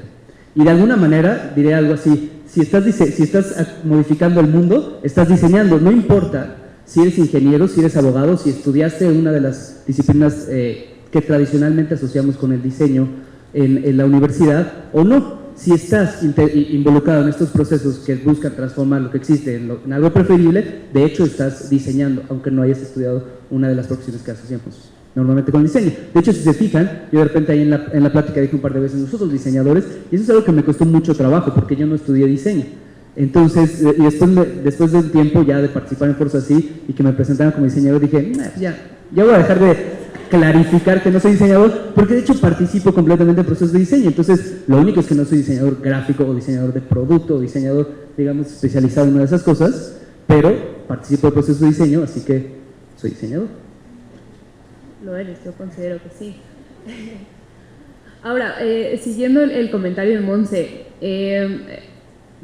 parece entonces que, si bien es cierto que cualquier persona puede ser diseñador, porque cualquier persona puede involucrarse en ese proceso de hacer el mundo un lugar mejor o una situación particular, una situación preferida, vamos a hablar de también en la educación del diseño. Parece que han habido algunos aciertos en el sentido de que hoy en día otras disciplinas son capaces de reconocer que quienes han sido entrenados de esa manera son capaces de hacer pensamiento sistémico, de generar soluciones de cierto tipo, de observaciones, reflexiones y aportar también en ese mundo. Sin embargo, entonces estamos hablando de que también a lo mejor hay algunas partes que no se consideraron cuando se concibieron esos programas académicos. Hoy en día, entonces, quizás sea recomendable que los diseñadores también lleven cursos obligatorios de antropología, de sociología o alguna otra. Completamente de acuerdo. Creo que, y reconozco, y lo dije en la presentación, reconozco cómo observan el mundo. O sea, es impresionante hacer un diálogo con un diseñador.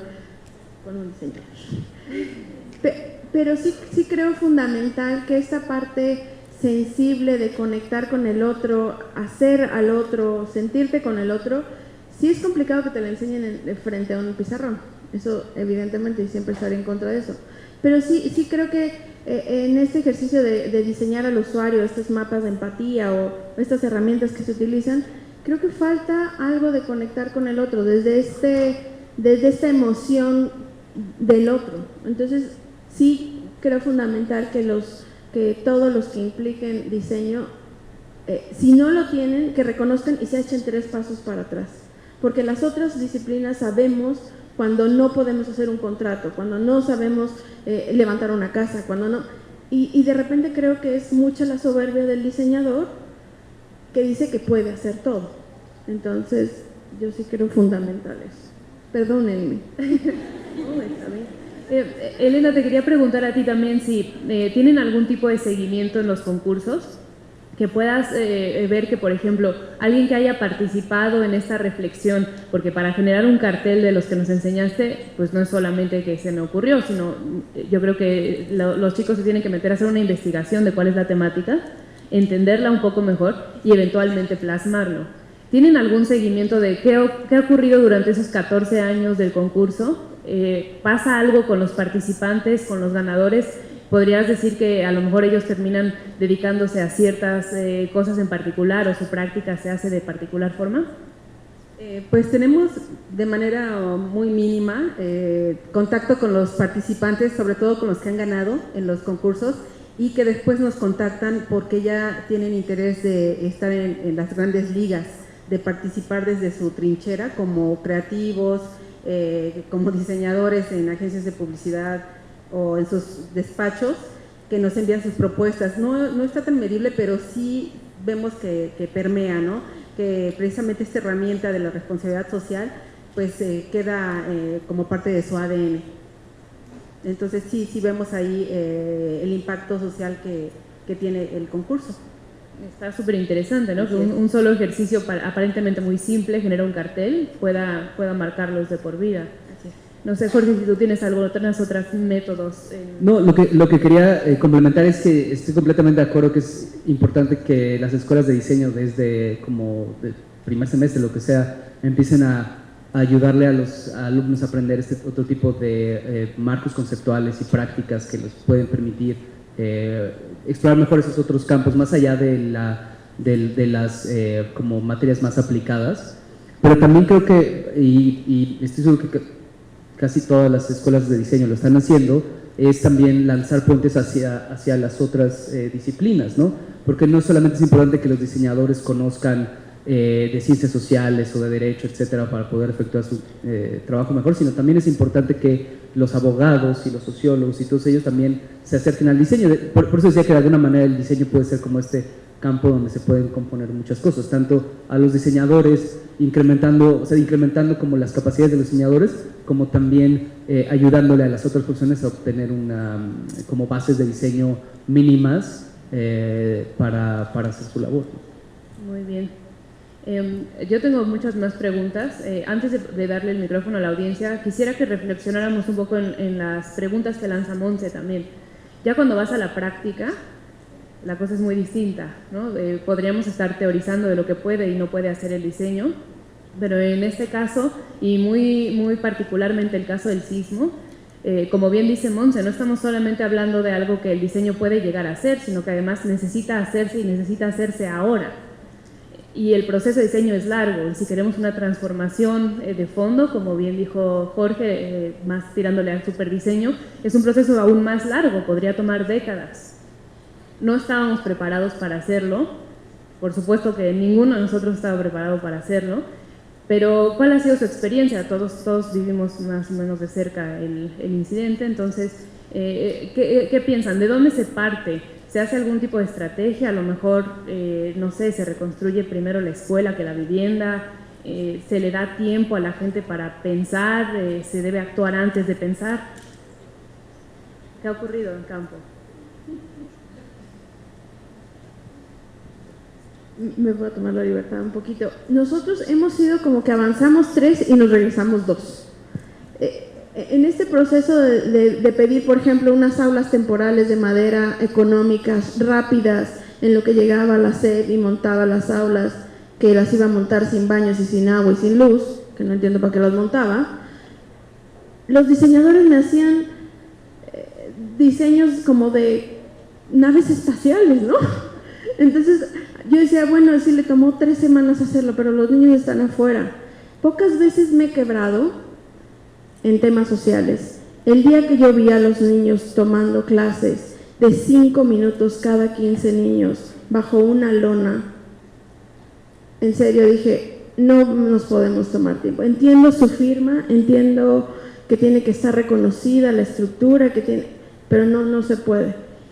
Y eso nos lleva a que la gente empezara a responder y que nosotros mismos caímos en utilizar estructuras muy sencillas, ¿no? Y no era por no valorizar el esfuerzo que hacían, pero la emergencia te decía otra cosa. Y la otra es también actuar primero sobre los niños o primero sobre las viviendas. Creo que todos los primeros días, en este caso que nosotros llegamos al día 2 después del sismo, lo primero que hicimos fue que todos tuvieran techo. que todos tuvieran comida y que todos estuvieran resguardados, porque aparte empezó a llover, ¿no?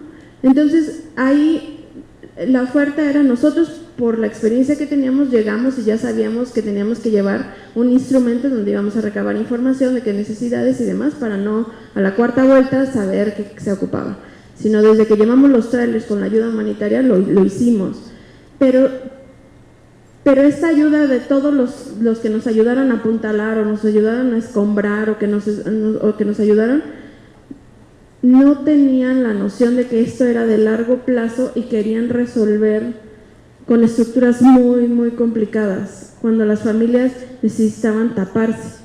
Entonces sí creo que como que cambiarnos el switch un poco, no sé, y no he encontrado la respuesta, y es una cosa que traigo muy pensada, ¿cómo lo hacemos para prevenir o estar preparados para una cosa así? Porque esto fue un sismo, pero los fenómenos naturales por el cambio climático van a ser así. Y nosotros el intervenir en Ecatzingo, y este es un comercial un poco, es justo para hacer política pública después de fenómenos naturales. O sea, nuestro ejercicio no es construir 14 casas, levantar 5 escuelas, lo estamos haciendo, pero es la política pública que tiene que cambiar, ¿no? Entonces, si ustedes identifican, y eso se los pedimos a todos los despachos que están haciéndolo, identifican cuáles son los huecos que no nos están permitiendo avanzar, qué se debería hacer, ¿no? Y la otra es que la solución es la medicina, y eso lo noté.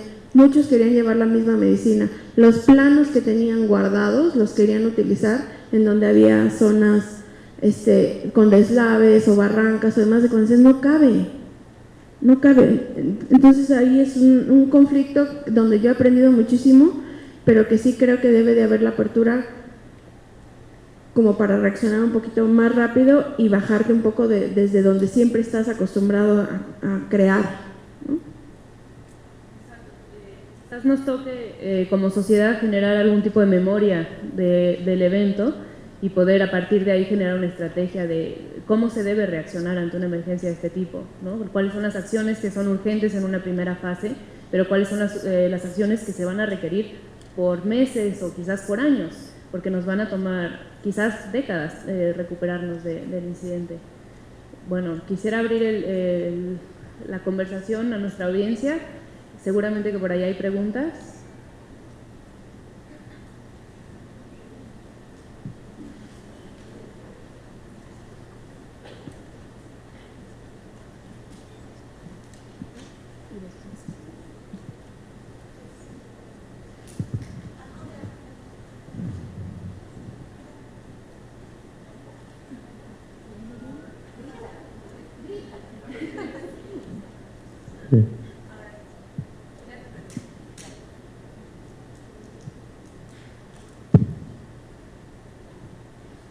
¿Les prestamos este? A ver, chicos.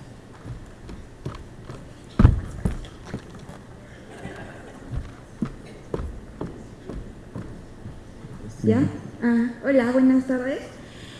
Pues mi pregunta es que ¿cómo, como diseñador, en un proyecto social evades los obstáculos como el sistema, política, corrupción y pues sí, todo lo que se te va presentando en el camino para no llegar a realizar tu proyecto?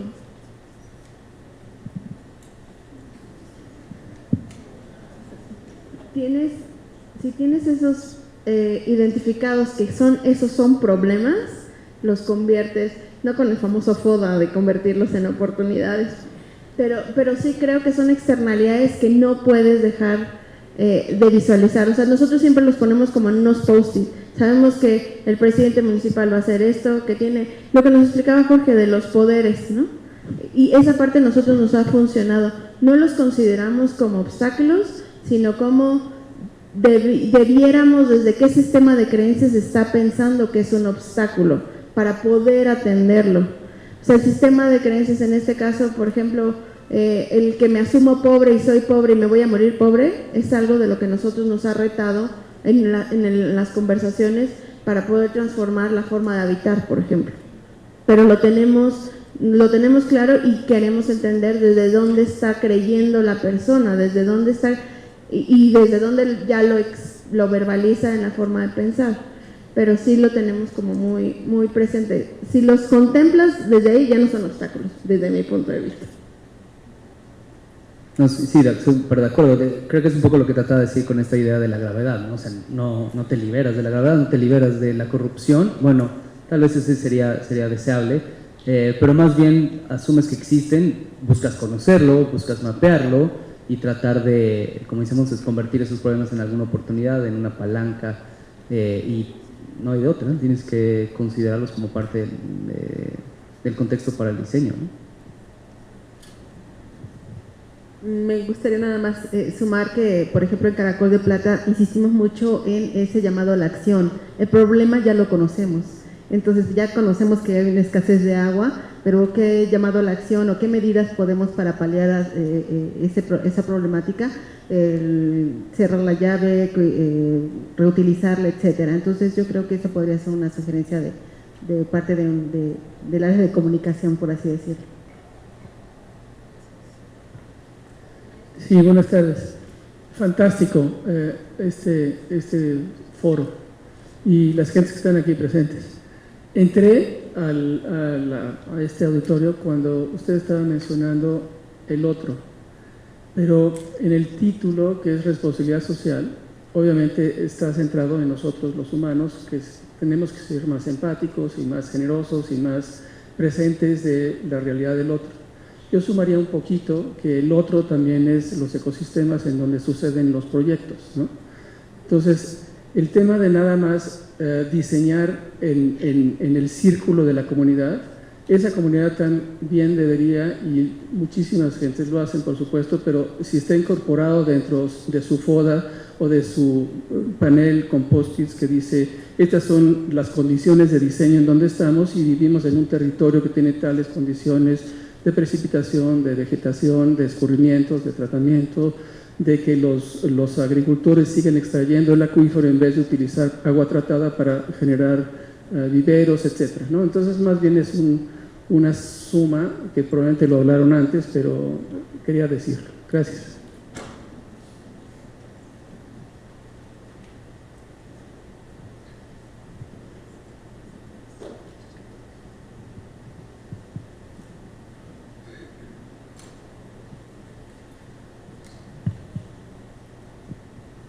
Hola, gracias a los tres por su presentación. Yo soy alumna de Diseño Industrial de la UAM Azcapotzalco. Mi pregunta es, bueno, aquí estamos en la discusión, a los diseñadores nunca nos faltan motivos para tener en la mesa la forma en que podemos mejorar algo, pero siempre está el que las otras disciplinas valoren el trabajo del diseñador. Eso siempre es como un obstáculo al diseñador. En el momento en que empieces a tratar de desarrollar un proyecto ya real, te vas a enfrentar con lo que mencionaban, que tienes que recurrir a otras disciplinas para poder desarrollarlo bien.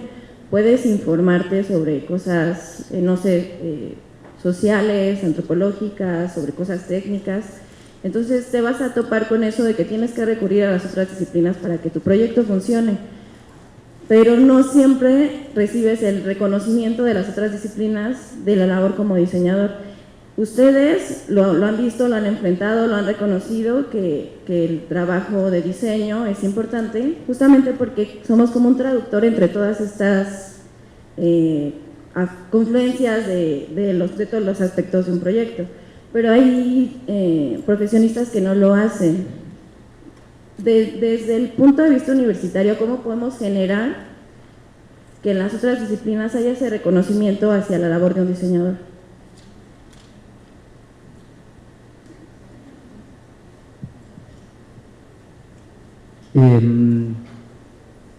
Yo creo que sí, no sé, siento que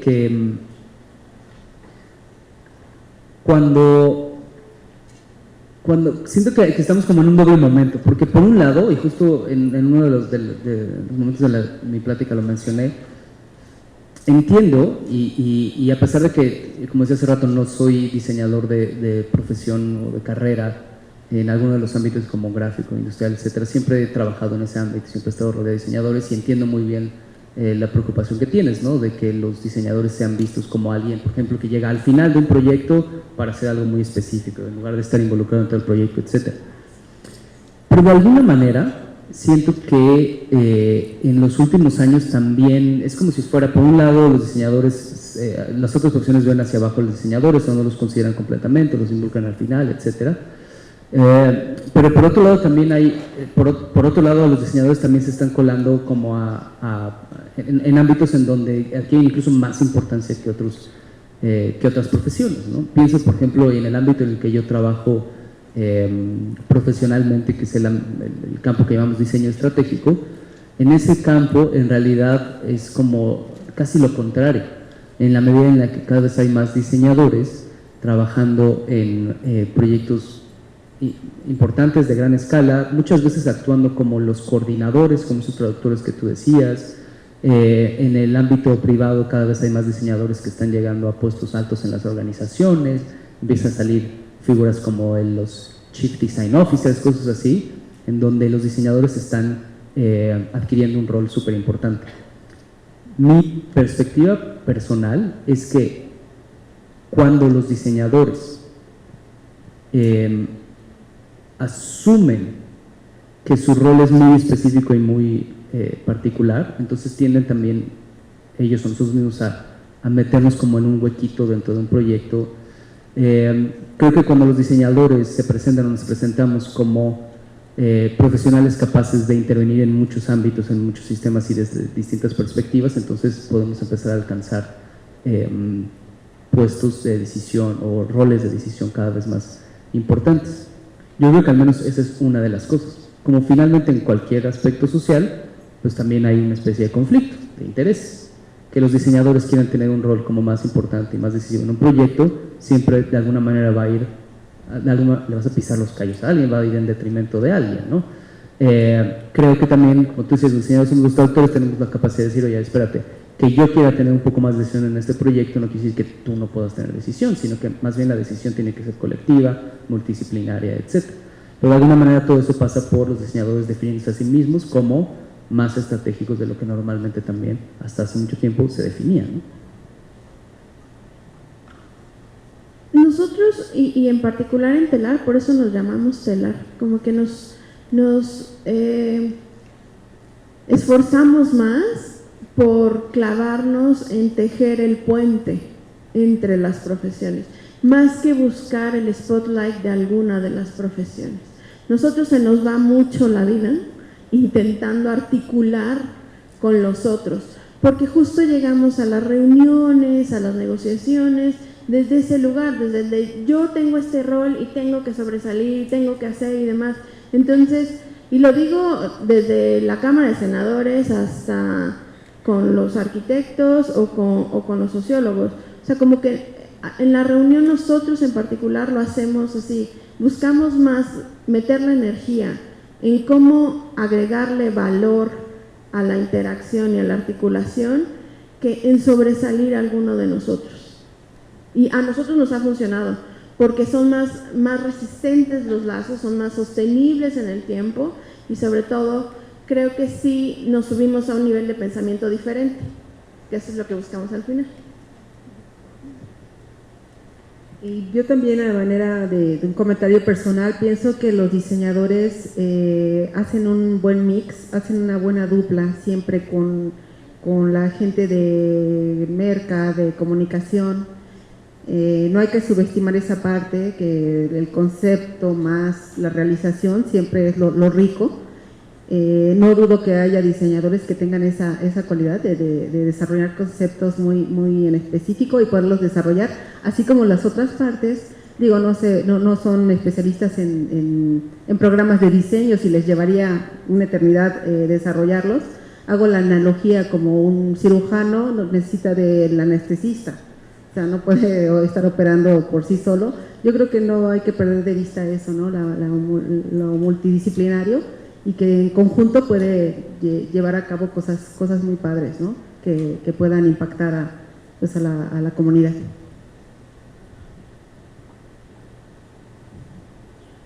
Hola, muy buenas tardes, días. Me ponen algo en público, así que disculpas y muchas gracias por dar esta exposición.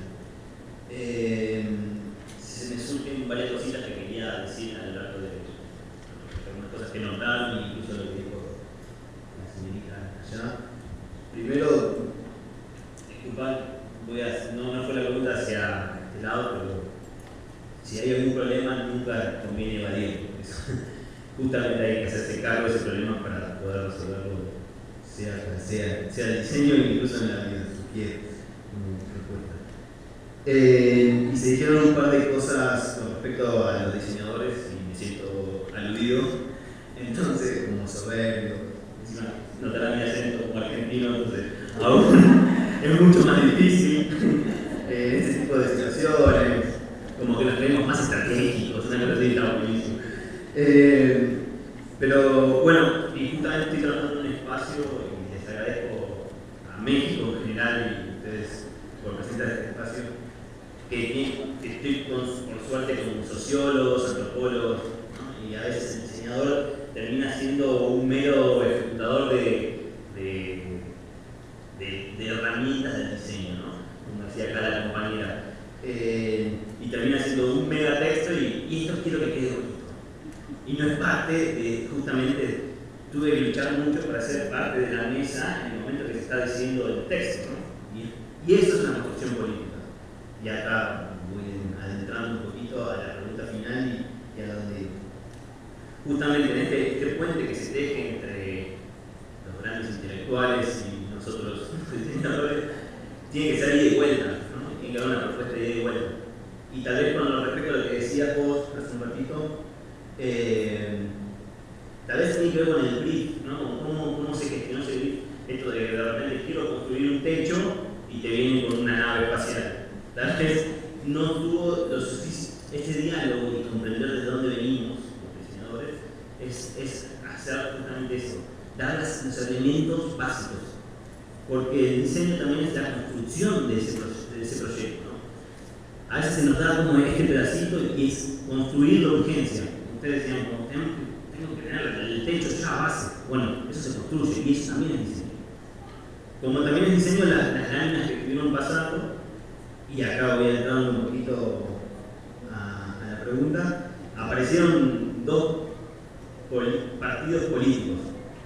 Uno apareció Obama, con un claro posicionamiento político, podés estar de acuerdo o no, pero fue una elección y es una construcción de diseño. Y apareció al principio de todo el partido de Mauricio Macri en Argentina, partido del PRO, que fue el que se proyectó al principio. Entonces mi pregunta va a ¿qué rol ocupa la política pero partidaria? Esa va a ser la pregunta. Y me parece que estoy totalmente de acuerdo con los tres con respecto a que la política cumple un rol fundamental y a veces en el diseño, exceptuando en la Bauhaus o en la UNS, donde sí se le dio un lugar protagónico y se entendía como un sistema, bueno, justamente participar de un espacio donde sea nada más el foro de diseño, responsabilidad social y política, ¿no? Me parece que la palabra política tendría que tener un rol importante porque justamente es este diálogo, la política es todo y es ese diálogo de ida y vuelta entre todos los sectores. Muchas gracias y gracias por darme tu espacio. Vamos a tener nuestra última pregunta, no sé si alguien quiera contestar, pero tenemos tiempo para una pregunta más. ¿Sí? ¿Fue solo para mí? No sé, la verdad es que yo creo que la política partidaria tiene que tener un rol, por fuerza, parte, digamos, de todo este como andamiaje político que creo que, o sea, lo importante es obviamente no reducir la política a esa particular expresión, institución o práctica, pero creo que tiene que tener un rol en algún momento, si quieres echar a andar algunos proyectos, tienes que involucrarte con esa capa de la política partidaria. No la puedes evitar, como dices tú, a veces tienes que jugar dentro de ella y asumir que estás siendo parte de este juego político. Y creo que justamente a lo mejor nos toca también como diseñadores empezar a desarrollar más herramientas para poder navegar esa particular dimensión de la política partidaria de una manera mejor. Y sobre todo también considerando que en particular esa parte siempre es tan coyuntural, siempre es tan del momento, siempre es como estos juegos que tienes que navegar ahí, poder leer muy bien el campo y jugarlo, ¿no? Entonces, no sé, digo, creo que estoy completamente de acuerdo, es una de las dimensiones políticas, pero no es la única, tenemos que jugar dentro de ella sí o sí, y creo que todavía no tenemos todas las herramientas conceptuales y metodológicas necesarias para poder actuar en esa de una manera completamente intencional y deliberada. Eso sería un poco lo que yo pienso. Bueno, yo quiero volver al tema que nos trajo aquí, que es la responsabilidad social, el diseño responsable. Y bueno, en mi caso, yo ejerzo la producción de diseño gráfico y tengo un taller de diseño industrial gráfico. Y me enfrento cada día en cada cliente o proyecto con este tema de la responsabilidad. Te dicen, no, pues no utilices materiales como el plástico, que van a durar mucho y que no se desintegran, entonces eliges madera, pero si eliges madera estás talando árboles, y si entonces estás talando árboles, igual estás teniendo un impacto en la sociedad. ¿Cómo generas diseño, tanto industrial como gráfico, que procure todos estos consejos de responsabilidad, que miren hacia un futuro y que al mismo tiempo pueda uno seguir haciendo la profesión? Porque como diseñador al fin y al cabo estás haciendo basura, o sea, es feo, pero es la realidad.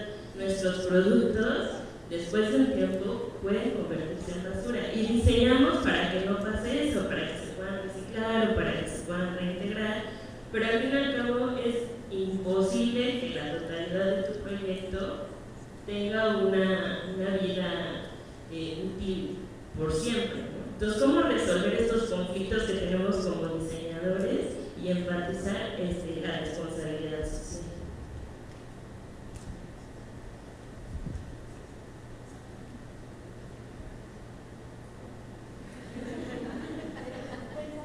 Un poco en que te insertaras en el término de economía circular.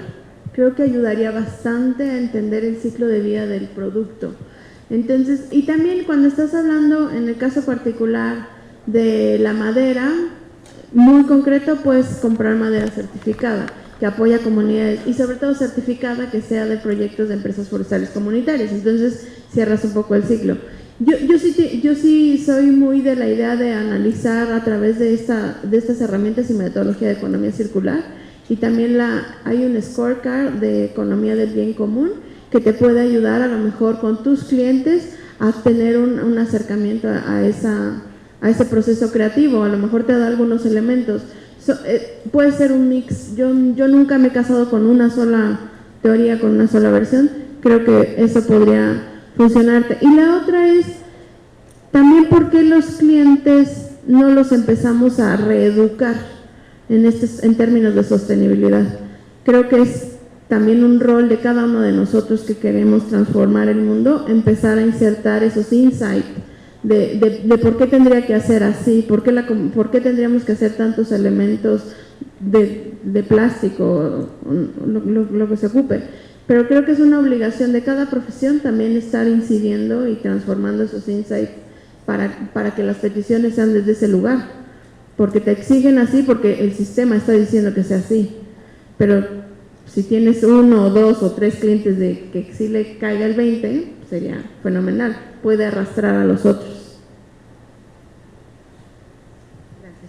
Yo en el caso de la iniciativa privada, precisamente con el reconocimiento de empresas socialmente responsables, creo que va hacia allá esa tendencia, la cadena de valor que le llaman, sus proveedores y demás tienen que tener esa mente, ¿no?, de cero desperdicio, reutilizar materiales, y se está viendo muy claramente, ¿no? Hace 20 años estábamos infestados de billboards y de carteleras tóxicas, plásticas, que yo recuerdo pesan toneladas esas carteleras al quitarlas y ponerlas, y afortunadamente ahorita la propaganda política ya está prohibida en las calles. O sea, lo mismo pasaba, era basura en las calles, etcétera.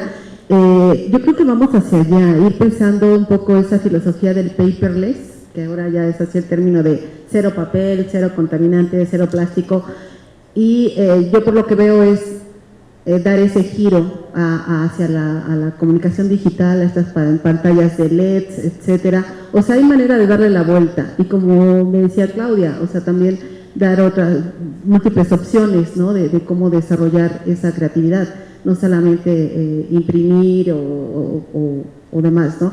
Ahora ya vamos por lo digital, por los medios alternativos, que yo creo que pueden ser la solución. Gracias. Bueno, creo que es un problema súper, o sea, yo lo tengo súper presente y creo que cualquier diseñador, o sea, finalmente somos personas que tenemos que recibir un sueldo para poder pagar nuestra renta, todo eso, ¿no? Eso nos convierte en prestadores de servicios, y el sistema en el cual opera involucra que podemos trabajar particularmente con ciertas organizaciones, ciertas empresas, y que esas empresas tienen ciertos imperativos que no necesariamente ponen la responsabilidad social hasta el frente o hasta arriba, ¿no? Creo que hay hay prácticas que están surgiendo en el diseño como para tratar de lidiar con eso, ¿no? Desde, obviamente, si tienes el privilegio y la fortuna de poder elegir a tus clientes, pues obviamente puedes hacerlo.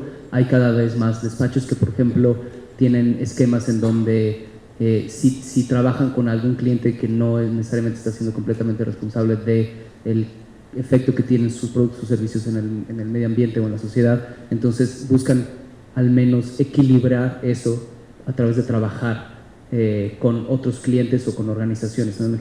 Para poder como equilibrar esas cosas. Y por ahí hay cosas interesantes de modelos de negocio para las empresas de diseño que buscan facilitar a los diseñadores poder trabajar en los proyectos que ellos consideran éticamente aceptables.